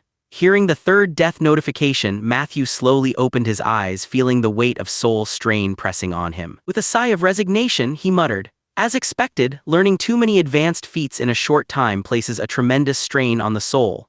Matthew could feel that learning the advanced feat Mana Drain from Silverfang was particularly slow and difficult to internalize. Fortunately, his experience from 2 lives and the help of Yea allowed him to persevere. Although his dream of becoming an overpowered spellcaster in a short period had crumbled, Matthew's initial plan had been successfully completed. Unlimited casting as an arcane master plus faster casting with quick cast plus mana recovery through mana drain equals a relentless spell cannon and an unstoppable battlefield powerhouse. As Matthew prepared to unleash his frustration, the Gnolls came charging straight into his line of fire. To replenish his spent experience points, Matthew unleashed his spells without hesitation. First up, double-cast fireball. Boom! The gnolls surging through the broken barricade had no chance to react and were instantly engulfed in fiery destruction. More than 20 gnolls were annihilated in one go. The shockwave left 2 to 3 times as many wounded. The heavy casualties, nearly 100 gnolls dead or injured, immediately halted their savage assault. The soldiers of Bay Village, filled with renewed vigor, cheered for their lord and swiftly slaughtered the remaining gnoll stragglers, sealing the breach once again. Angela ordered thick wooden planks to be brought in and used ropes to lash them to the remnants of the barricade. Wooden supports were added for temporary reinforcement. Freed from immediate combat, the soldiers quickly rushed to assist their comrades. The wounded soldiers downed their allocated blood-restoring potions, bandaged their injuries, and promptly returned to the front lines. They waited for the gnolls' next attack. Chapter 68, The Defeat of the Gnolls. Chapter 68. The defeat of the gnolls. With a brief respite, the soldiers quickly regained their composure. Thanks to the blood-restoring potions, most of them had recovered their fighting strength. Angela, commanding the soldiers to stabilize the line, once again recognized the importance of the blood-restoring potions. At the same time, Angela had a clearer understanding of the timing and devastating power of the Lord's fireball spell. In large-scale battles, the destructive force and intimidation of spellcasters could easily shift the balance of victory. Perhaps we need more spellcasters.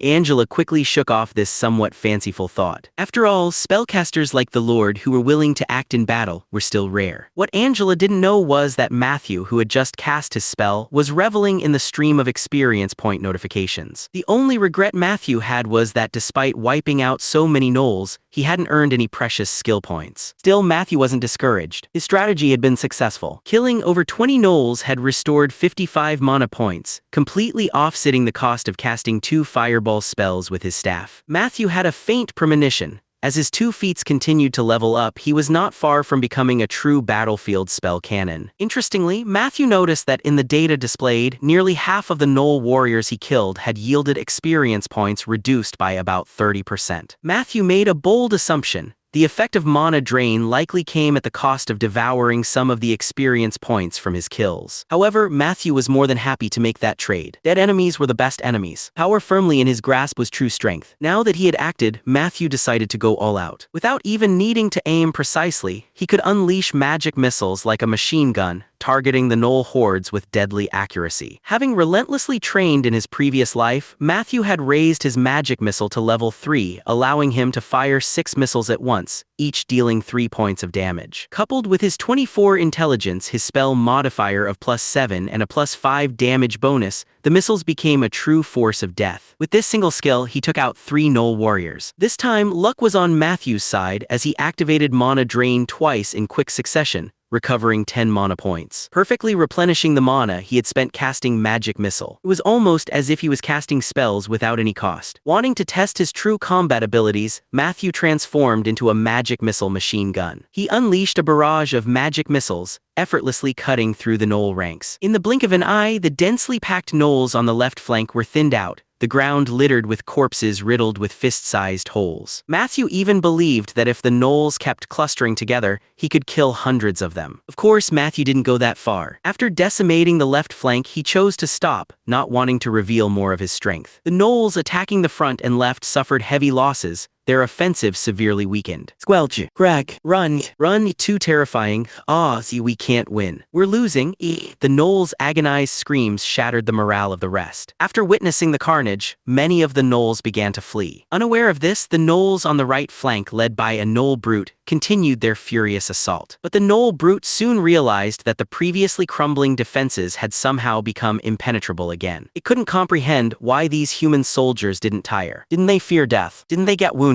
Kill. The fierce battle cries came from behind the barricades as more and more human soldiers gathered, their bloodied spears relentlessly stabbing forward. The gnolls were caught off guard and quickly suffered heavy losses, with 7 or 8 falling immediately. The gnoll brute itself was targeted, arrows and spears driving into its body, leaving gaping wounds. The sharp pains snapped the gnoll brute out of its delusions of grandeur. The human soldiers' numbers have suddenly increased. Could it be that their reinforcements have arrived? It's highly possible. After all, their numbers sometimes seem greater than even the kobolds. Should we continue fighting? Wait, why has the sound of battle from the other directions already gone silent? Feeling a growing sense of dread, the Gnoll brute finally realized that its comrades were rapidly dwindling. Some Gnoll scouts had even started openly retreating. The Gnolls attacking from the other directions had left nothing but corpses behind. For the first time, the overwhelming stench of blood didn't excite the brute but instead filled it with a deep, soul-crushing fear. The Gnoll brute couldn't accept this reality. This is impossible. As the terrifying thought crossed its mind, a deadly sense of impending doom seized it. A bright red fireball flew from behind the barricade, and with a deafening explosion, it engulfed the Gnolls. Feeling the intense heat of the flames, the Gnoll brute prepared to make one last charge. Its limited experience with spellcasters reminded it that they could only attack a certain number of times. If it could just hold out. Boom! A searing fireball enveloped the brute's position, the scorching flames snuffing out its last shred of hope, plunging it into eternal darkness. Ding! Your dragonborn kobold, Silverfang, has slain an elite Gnoll brute, earning 140 experience points. As Matthew logged the data, he became acutely aware of the vast gulf between normal combatants and elites. The doubled experience points served as a constant reminder. With the death of the last Gnoll brute, the remaining Gnolls descended into utter chaos, fleeing in all directions. The sudden battle ended. The Gnolls had suffered devastating losses, with only about 100 managing to escape. Angela looked to Matthew for guidance, but he merely shook his head and pointed to the injured soldiers, saying, "Prioritize treating all the wounded to prevent any lasting damage." Matthew's care for his soldiers and his regard for the welfare of the territory's inhabitants were well known and respected. Angela, deeply admiring this trait in her lord, announced the victory and immediately began organizing relief efforts. The soldiers, finally able to relax, broke out in cheers. "They're running. We've won. Victory. Wait, when did I get this wound on my leg? What are you waiting for? Drink a blood-restoring potion before you bleed out. Get that wound wrapped up. You don't even think about grabbing the loot yet. Come lie down first." Some pictures of scenes from the previous chapter. Old John slashing through the barricade, the Gnoll brute attacked by arrows and spears, Matthew unleashing a double-cast fireball spell, Chapter 69, training the kobolds, Chapter 69. Training the kobolds. News of the victory at the logging camp quickly reached Bay Village. The anxious villagers relaxed and confidently told the newcomers, "I told you, there's no need to worry. The Lord and the soldiers will always come out on top. It's just a few Gnolls. The Lord has a dragon after all. I heard from Captain Sean that clearing out the various monsters in the gloomy forest is only the first step in the Lord's plan. Victory is certain, but I've heard the Gnolls are numerous. Will the casualties be high? I don't think so. The Lord takes great care of the soldiers. They have excellent weapons and equipment, and there are alchemical potions as well. We'll know once they return." Steward Ralph, having received a full report, breathed a sigh of relief, admiring and marveling at the Lord's decision to prioritize military strength. Indeed, in this dangerous, untamed land, having a reliable armed force is the most important thing. With this thought in mind, Ralph did not relax in handling the other affairs. Under the protection of our Lord, we'll never have to worry about our safety. Working hard is the best way to repay the Lord's care. Ralph's strong confidence helped ease the newcomers' anxieties. The villagers of Bay Village had long grown accustomed to such victories. They greeted the newcomers and got back to work according to plan. Seeing them so at ease, those curious about the Lord began to ask questions. With pride and excitement, the villagers spoke in great detail. From how Matthew led the caravan to crossing the treacherous misty marsh, nearly facing an attack from a black dragon, surviving the aberrant beast tide of the Scarlet Moon, capturing 4 live trolls, clearing the dangers around the gloomy forest, and dealing with the slaver raid on the village, to taming hundreds of kobolds. Hearing these almost legendary tales, the image of a mysterious and powerful lord became even more ingrained in everyone's minds. Their unease gradually faded. Many even thought that if Bay Village's policies of developing the land continued, bringing their families here might be a good choice. After all, it was difficult for ordinary farmers and commoners to acquire land for permanent use and lease. Plus, in Bay Village, there were more paths to success than just farming. Learning a trade, joining the reserve soldiers, or working in one of the newly established logging camps, livestock farms, plantations, or other factories offered plenty of good opportunities. What appealed to most people was the Lord's focus on developing the children. All children under 10 years old were given vocational training to prepare for the path of a professional. Even if a child didn't have the talent to become a professional, they could still learn literacy or practical skills during the process. This offer was irresistible to everyone. Now, with the safety concerns seemingly resolved, gloomy forest. Outside the logging camp, Goldfang and Silverfang were commanding the kobolds to clean up the battlefield. The Gnoll corpses were buried deep underground to prevent mutations from the Scarlet Moon's influence.